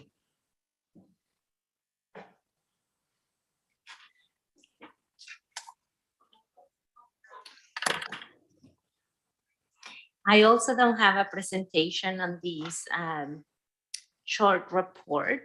However, the applicant is on attendance tonight and he would be showing and reviewing the details for the proposed walkway and the statutory right-of-way that would accommodate said public walkway.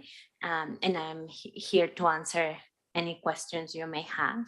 I think probably going over the applicant's presentation would be appropriate, and then I'll be happy to respond to questions, and same for the applicant.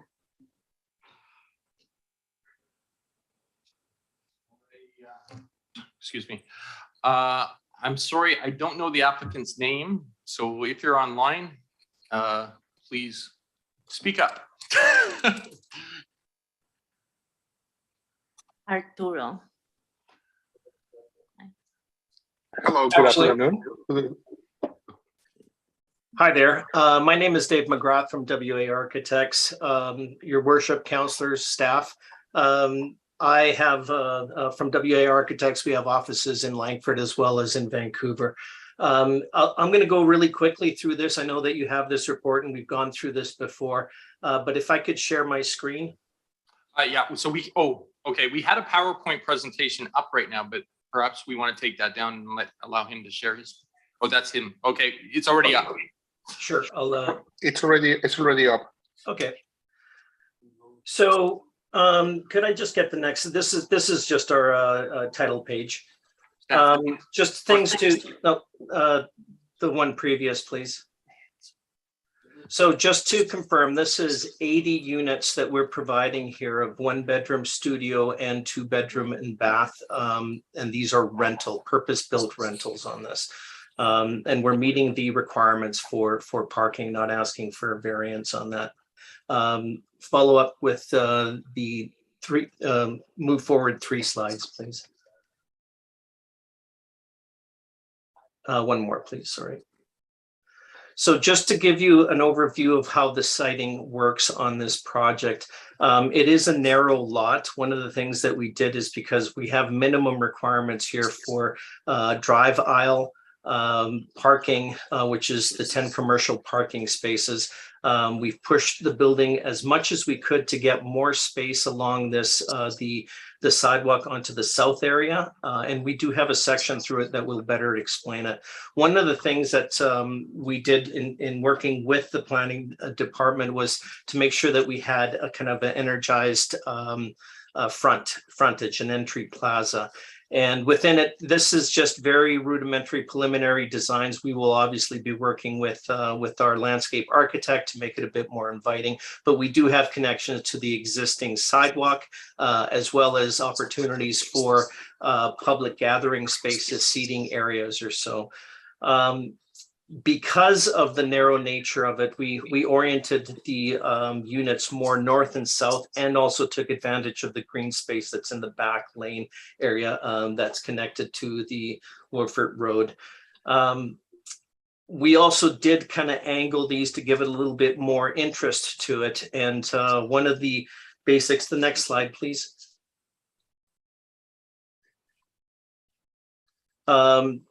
Parking, I'm just going to cover very quickly, as we're utilizing as much as we can. We did cut out an area in the back so that we would try to maintain the existing trees that are there. We found them quite important to the community, as well as to the value of this development.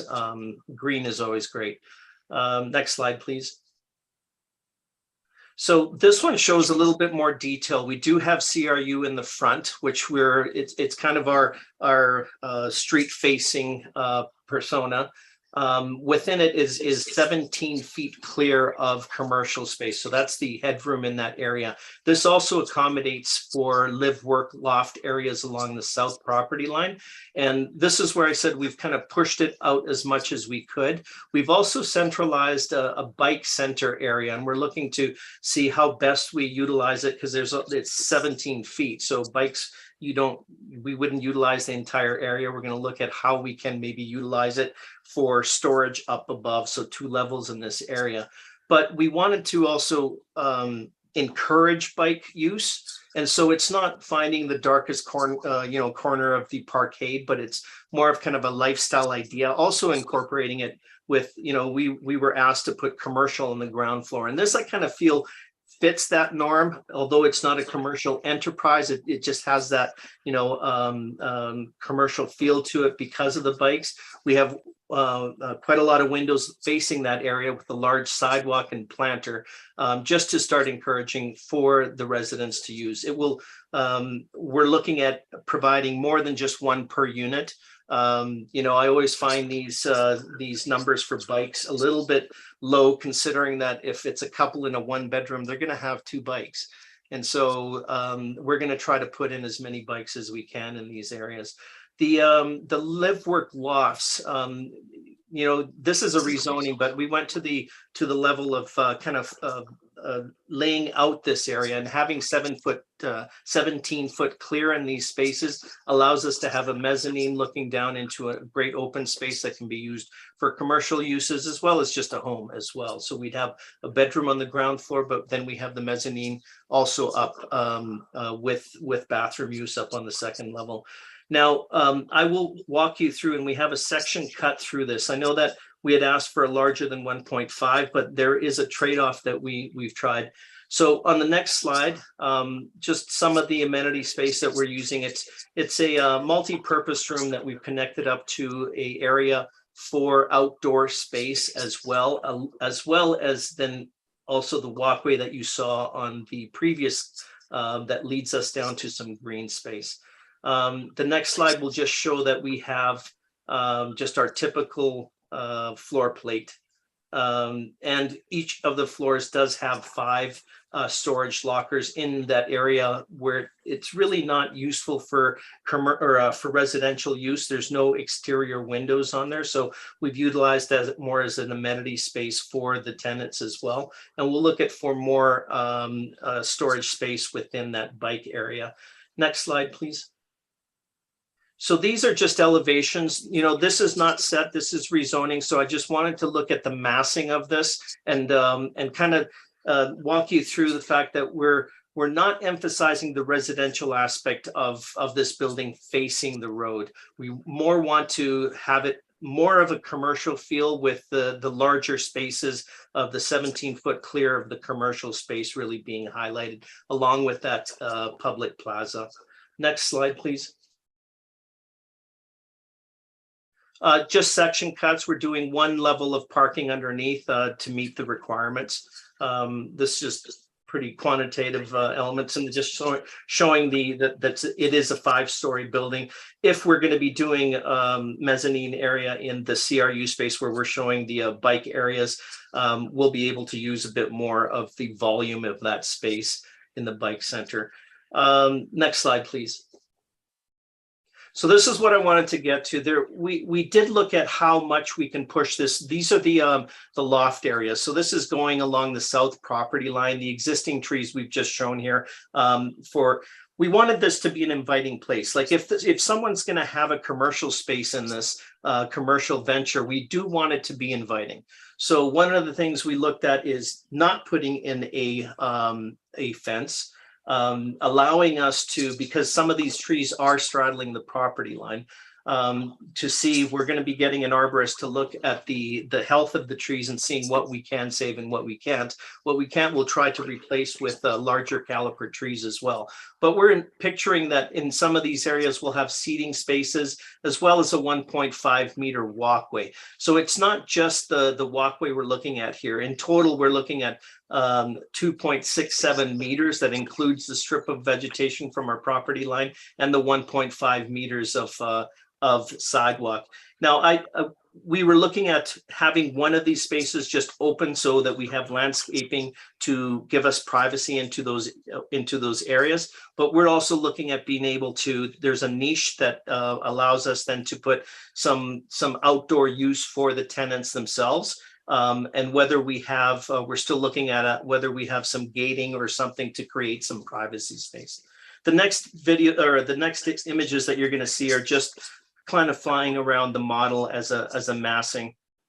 So this is the inner courtyard where you will see kind of focused is the bike area. Also the outdoor public space with the commercial areas. You do see the top on the second floor, the outdoor amenity space that would be connected to a multi-purpose room. Next slide, please. So here you see just the frontage onto Island Highway. And we are minimizing the amount of the residential feel on the upper floors and trying to emphasize and put the focus on the plaza as well as the commercial space below. Next slide, please. So this just shows the walkway where, we've got quite a lot of seating on here, but this was just a repetitive. We're still going to be working. It's not going to be as busy as this. We are going to see what we can do with the landscaping, like I said, the existing trees. Now, it's my understanding that whenever the development to the south of us does happen, they will also be required to do something to this south parking or the south property line from our property, which then I could see it being mirrored or at least augmenting to that public realm, which is the pedestrian and bike or pedestrian connection between the sidewalk, the plaza, and the green space in the back. And we'll just quickly go through the rest of them. Just shows you more of the massing. Obviously, we're still working on we will be working on the materiality and much more finer detail of this, but it is a modern feel to this with emphasis on the residence that's tucked in behind the residential or the commercial space. And then I think that is about it. So I would be happy to answer any questions that you have. Thank you. Councillor Parkinson. Okay, he convinced me. I'll move the recommendation. Okay, thank you. Do I have a seconder to that? Second by Councillor Kobayashi. Councillor Jansen. Yeah, thank you, Worship. Just a couple of small questions. I'm intrigued to see where people park to go around to live, work. I'm assuming some of these live work units may offer a storefront or visitors that would be coming and going. So what's the plan for parking for that side of the building? So for this side, it is, I'm sorry, through the chair, through your worship. It is going to be connected on the interior through a common corridor and elevators. So there is full parking for these units underground, which is connected. You don't have to leave. And then we're also looking at the commercial parking stalls. Although we did do the numbers that for those commercial parking stalls for the CRU 1 and 2, we're assuming that we can use this as well, whether it's after hours as visitor parking, but we also have that ability to use down below. How we do the security, we're still working through that. Whether it's a sectioned off part in the underground parking that is open to certain amounts of time, we still have to figure that out. So what I'm hearing is there's more than just those 10 units for someone that may want to go and visit. Is that right? There's some underground parking dedicated to the commercial ventures that will be in this building? So we have 10 and we're looking at providing more than what is required for in the bylaw. Thank you. I'm not sorry. Is Councillor Baxter have his hand up? I just want to make sure before I can't see him. Councillor Baxter. Councillor Baxter, you're muted. Like Councillor Parkinson, I'm fully on board with this project now and I'll be supporting it. I think it'll be a fantastic addition to our community. Thank you. Thank you. I'm not seeing any other hands, so I will call the question. Those in opposition? Nobody opposes. Thank you. Moving on to 9.9. This is Mr. Russell, our Deputy Director of Public Works, regarding the Let's Talk Rabbit survey update. Mr. Russell. Thank you, Your Worship. Through the chair, thank you for the opportunity to speak this evening. In support of the recent council resolution to consult the public regarding rabbits in Colwood, staff have hosted a survey on the Let's Talk Colwood platform starting in March 2022. The survey received 69 responses and 190 map pins. These provided useful information about rabbit distribution and how residents experience rabbits in Colwood. While the survey described experiences with rabbits in many areas, Royal Bay figured prominently, 62% of responses and 75% of map pins. Of the 69 responses, a majority favored implementing a rabbit management program, though some respondents indicate that their experiences with rabbits were neutral or positive, around 31%. Tonight, staff are asking for direction from council on whether to A, move forward with the management program, or B, to take no further action. Thank you for your time.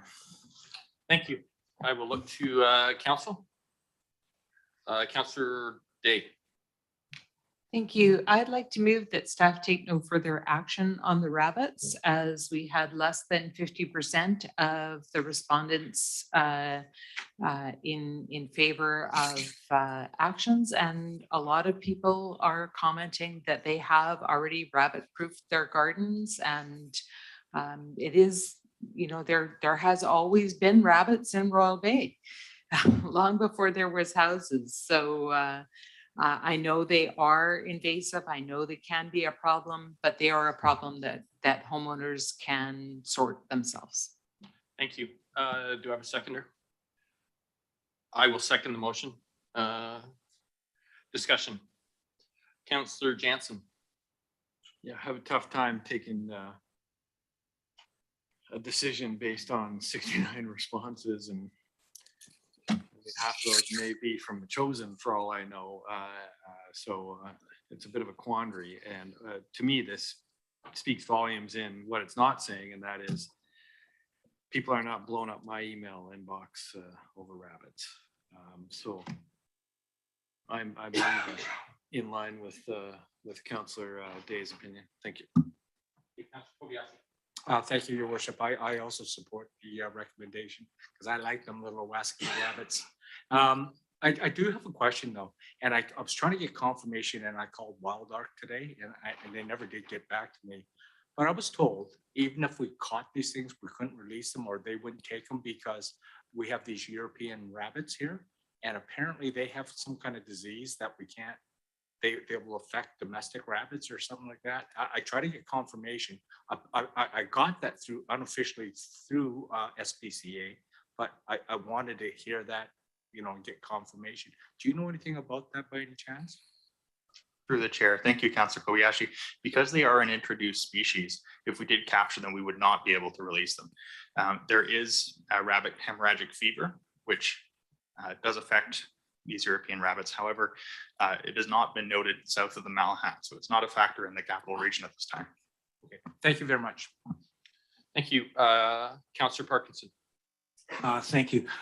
I believe in one of the presentations by Gablecraft, they talked about having big trouble establishing some of their parks because of the rabbits were basically destroying things before they could get established.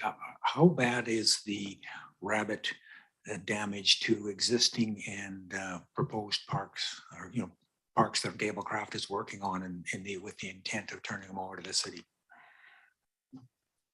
Thank you. Through the chair, it has definitely been a significant factor for Gablecraft, and what we've noticed as staff is that when we take these parks over, often we have to adapt sort of the planting and change it so that it is more rabbit resilient. And so that is something that we would look at doing over time to help make these parks more resilient. Can you give me an estimate? So it sounds like you might be able to do something that might be a little bit better. Are we talking about a lot of money for a little improvement, or a little money for a lot of improvement? Essentially, in terms of what we would change in the parks, we're looking at simplifying, essentially, whether it's things that are more rabbit resistant. The largest damage that we receive from rabbits would be irrigation related. They often chew through drip lines for new trees and that sort of thing, which will become less of a factor as the trees develop, but it is an ongoing issue for us with the new trees. Does that answer your question? Sorry. Well, it's getting close, but I understand it's a hard question to be very definitive on, so I'm not trying to beat you up for that. But and frankly, I'm not sure it's a responsible thing to do, but I'm gonna duck and hide and not kill any bunnies because I got grandkids. So I guess I'm supporting the motion. Counselor Baxter. Councillor Day, in proposing this motion, said that less than half of the respondents were in favor of taking measures against the rabbits, but I read in the report that it was 78% approved the use of public funds and 72% for the implementation of a management program.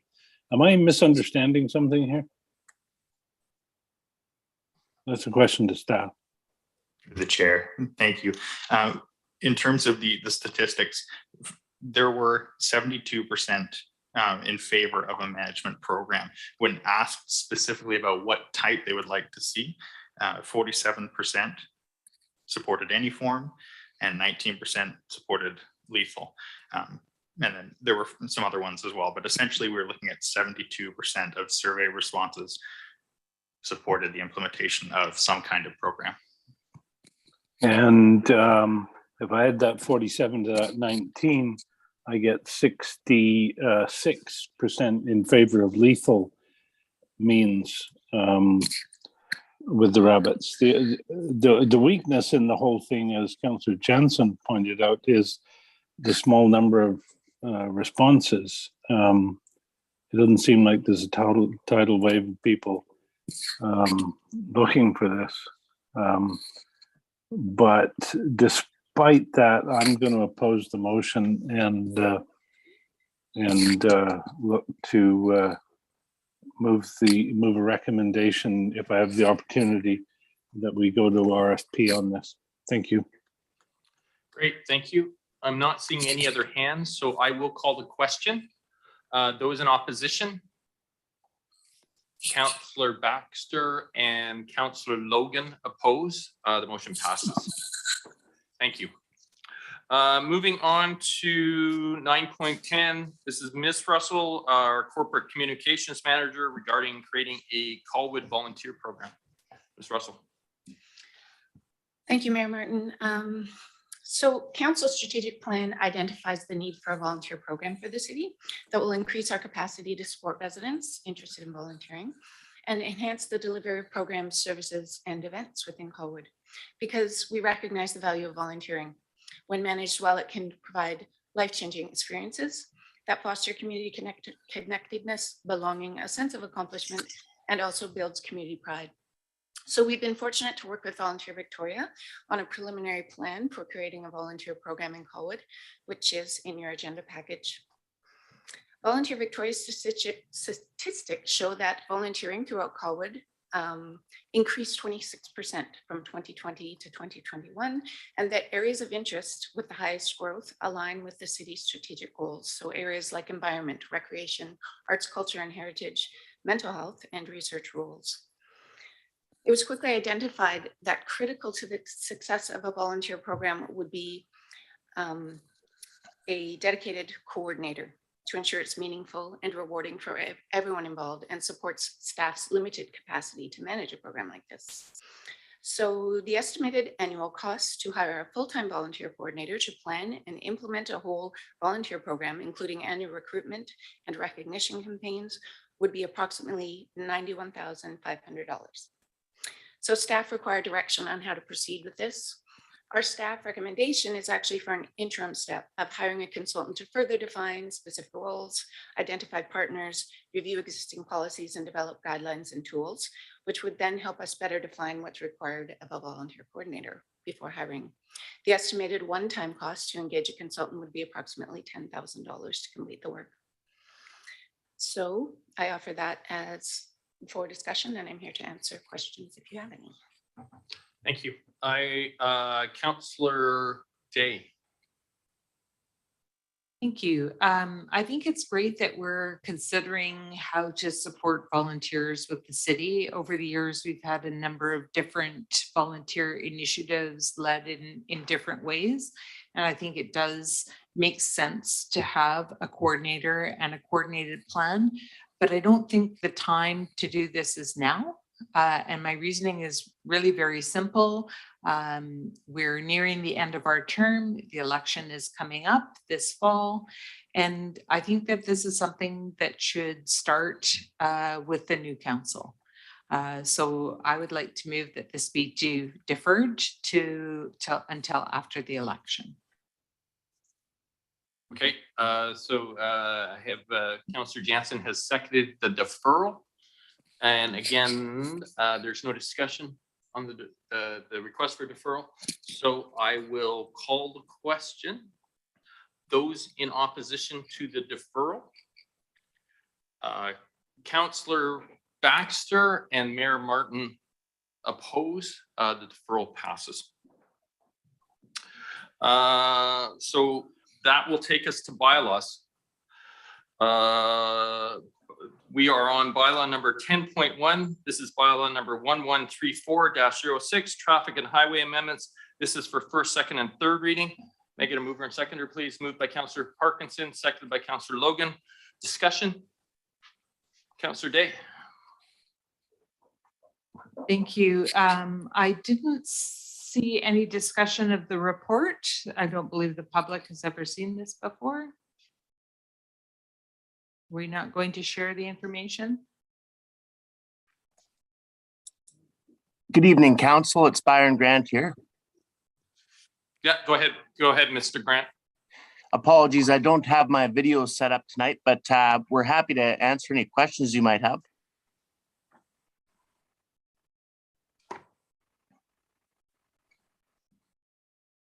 The public doesn't know anything about this, so what would you tell the public?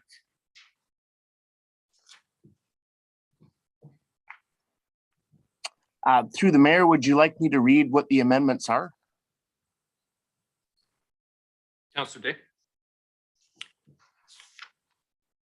I guess that's all they're going to get. Yes, please, Mr. Grant. Okay.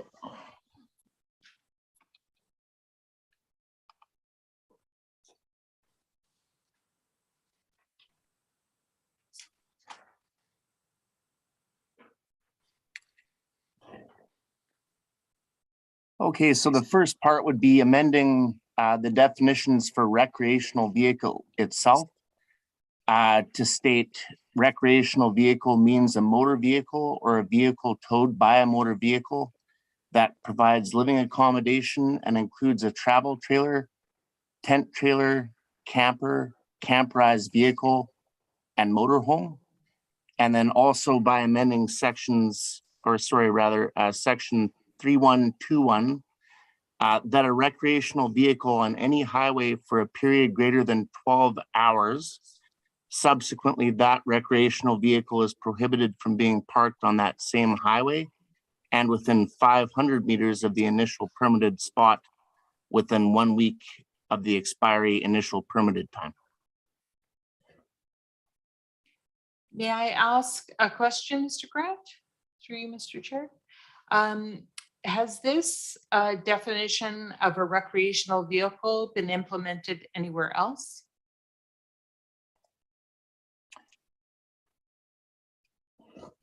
Sorry, just to understand the question properly and through the chair, are you saying that do we currently have a definition of recreational vehicle, or is it similar in other municipalities? You're changing the definition of the vehicle in this bylaw in Colwood. Has that definition been used anywhere else? Yes, this specific definition has been used with the district of Whistler, or if it's town of Whistler, maybe. And what does this do for people who might be parking their recreational vehicle in front of their home? This would cover parking of recreational vehicles in general. Through the chair. So this would preclude people from parking their recreational vehicle in front of their home for more than 12 hours. That's correct. What we would do is if we received complaints or a community concern, we wouldn't approach this proactively with areas other than the lagoon currently, which is what we had for our strategic plan, where we do approach the lagoon proactively.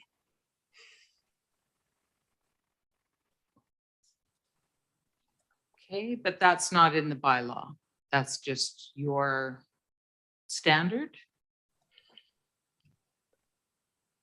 As part of, I believe it was the strategic plan last year, we went through a chart for bylaw services and what bylaws we approach proactively and which ones we approach reactively. And as of now, council directed us to approach only the lagoon proactively. So staff would not be going around the city of Colwood looking for RVs parked in front of their own residence.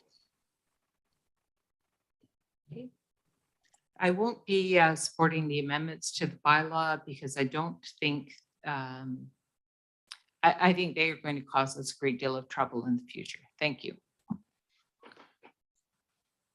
I'm not seeing any other hands, so I will call the question.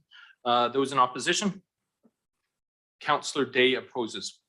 Moving on to 10.2, this is bylaw number 1700-05, 2021 official community plan housekeeping amendment bylaw.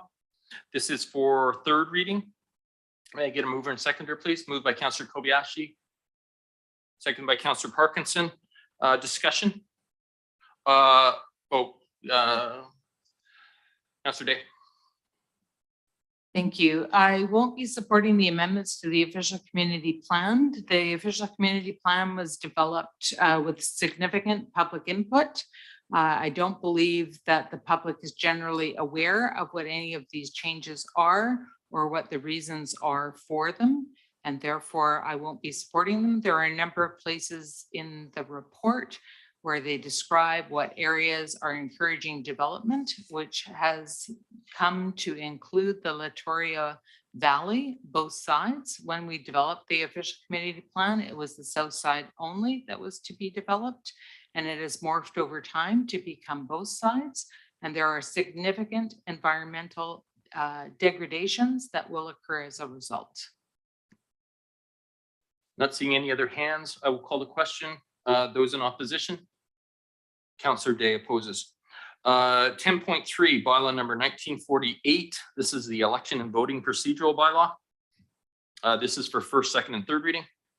Moved by Councillor Jansen, seconded by Councillor Logan. Discussion? Seeing none, I'll call the question. Excuse me, sorry.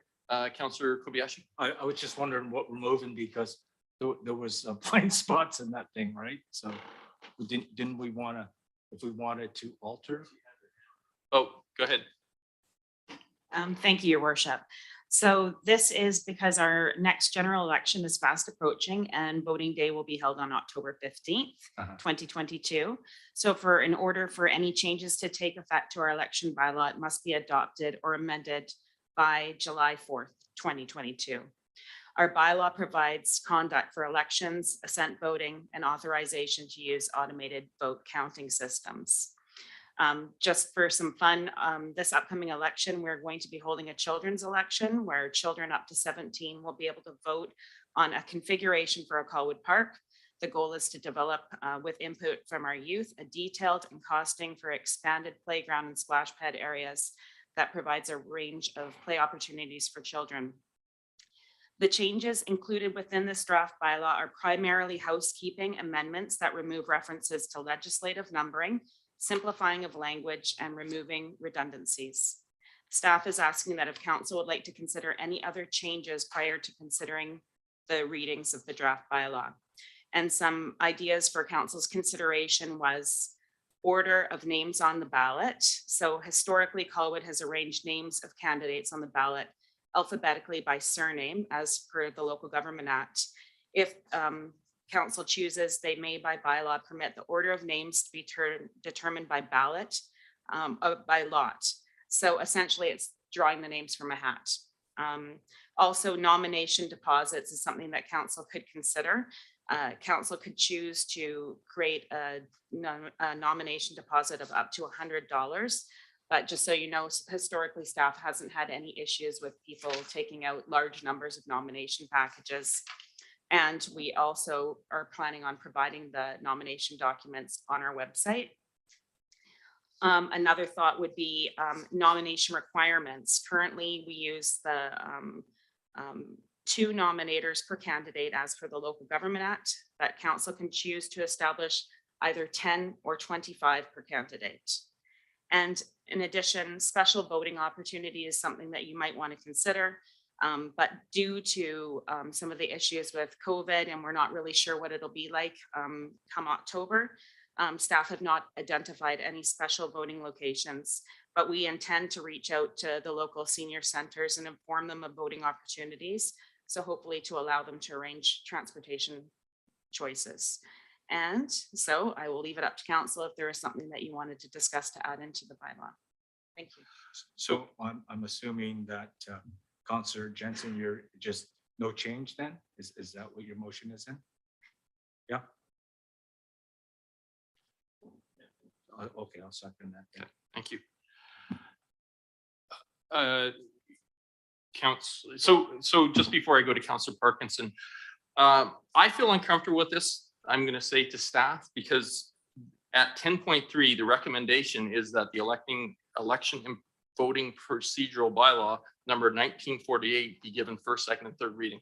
That was the only thing that was asked on the agenda for us. And now there's all these decision points that you're looking for. And so and I understand it's in the report, but it's not the motion that says in the bylaw. So that creates confusion for council. Councillor Parkinson.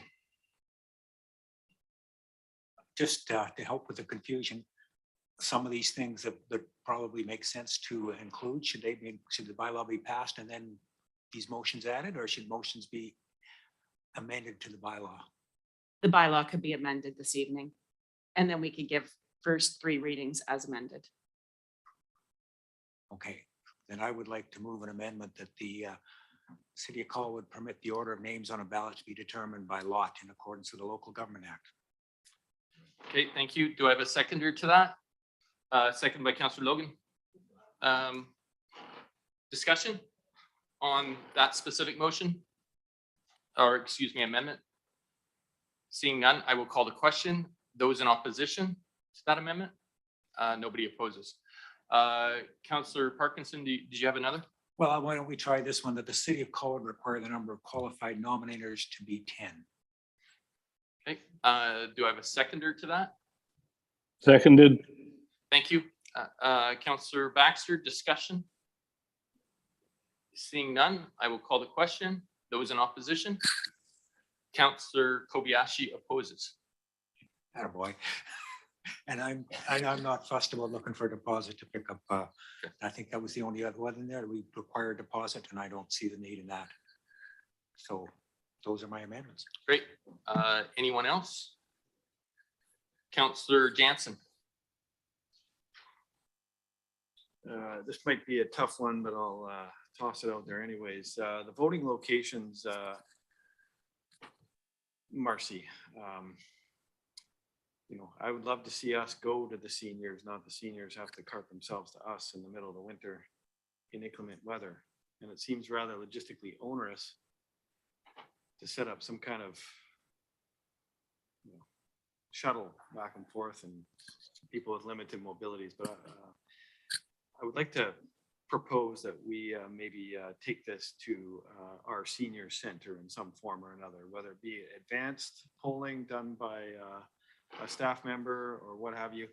And I would like your thoughts on that before I try and frame something. I don't want to make a nightmare out of this either.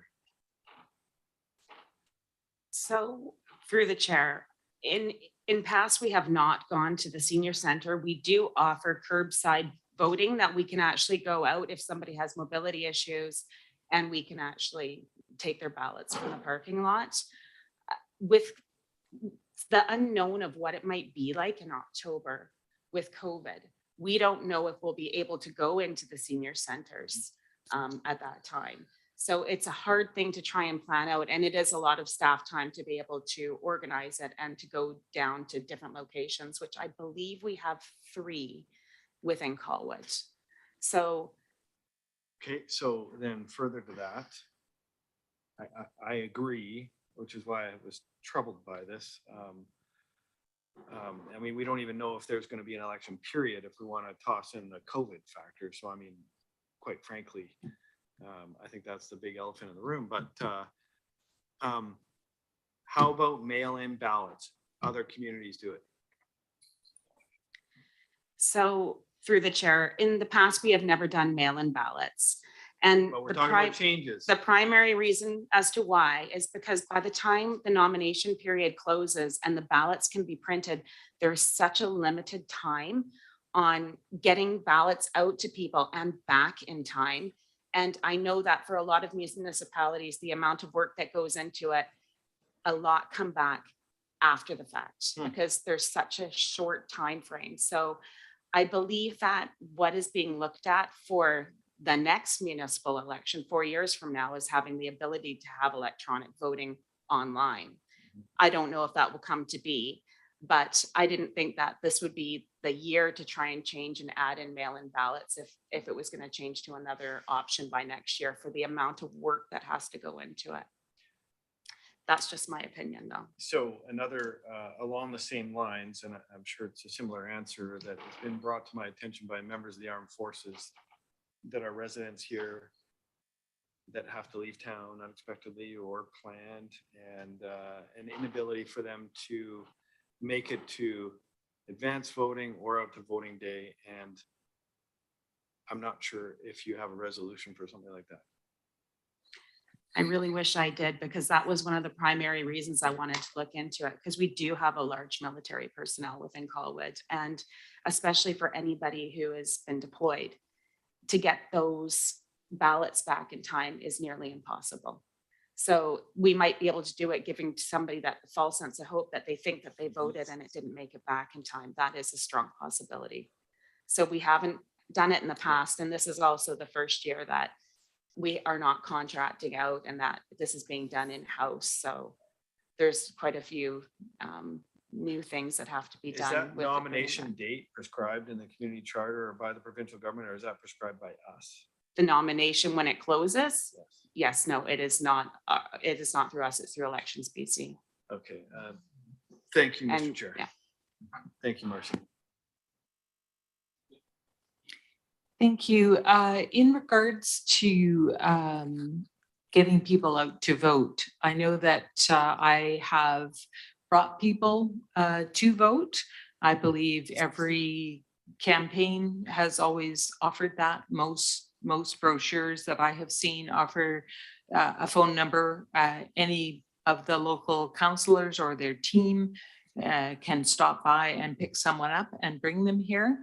I think it's a great idea to have our advance polls maybe be somewhere other than here. I don't know if that's still possible within your timelines, but probably one of the best locations would be West Shore Parks and Rec. That would be, I mean, if that's doable for one of our advance polls, that's someplace that Handy Dart and Transit both get to. And it could be at the library, it could be by the pool. There's a number of different locations where it could potentially work. But I'm sure that all of us will make every effort if anyone is in need of a ride to the polls, whether we're running or not. I'm sure your neighbors and your friends could be very happy to help you participate in democracy. Okay, I'm not seeing any other amendments, so that will bring us to the main motion, which is to be given first, second, and third reading. I'm going to call the question. Those in opposition? Nobody opposes. Moving on to 10.4, bylaw number 1908, land use amendment CD 3554, Ryder Heshdall. This is for adoption. May I get a mover and seconder, please? Moved by Councillor Parkinson, seconded by Councillor Logan. Discussion? Seeing none, I'll call the question. Those in opposition? Nobody opposes. Moving on to 10.5, bylaw number 1919, land use amendment CD 223460 and 3461, Veterans Memorial Parkway. This is for adoption. May I get a mover and seconder, please? Moved by Councillor Logan, seconded by Councillor Baxter. Thank you. Discussion? Seeing none, I'll call the question. Those in opposition? Councillor Parkinson opposes. Councillor Kobayashi opposes. The motion passes. Moving on to 10.6, bylaw number 1940, land use amendment, cannabis retail, 3681 Allendale Road, Unit B3. This is for first, second, and third reading. Moved by Councillor Jansen. Seconded by Councillor Logan. Discussion? Seeing none, I'll call the question. Those in opposition? Nobody opposes. And then 10.7, these are combined. So this is bylaw number 1942, bylaw number 1943, bylaw number 1944, bylaw number 1945. These are Colwood Main Sewer LAS and Colwood West Sewer LAS. And this is for, I'm sorry, staff, is this adoption? This is for second and third. Thank you. I couldn't find it. So this is for second and third. Moved by Councillor Kobayashi, seconded by Councillor Jansen. Discussion? Seeing none, I'll call the question. Those in opposition? Nobody opposes. Motion to adjourn. Thank you, Councillor Logan. Those in opposition? Nobody opposes. All right. Councillor Baxter, thank you so much for making it tonight. My pleasure. Drive safely tomorrow. Thank you. Good night. Bye.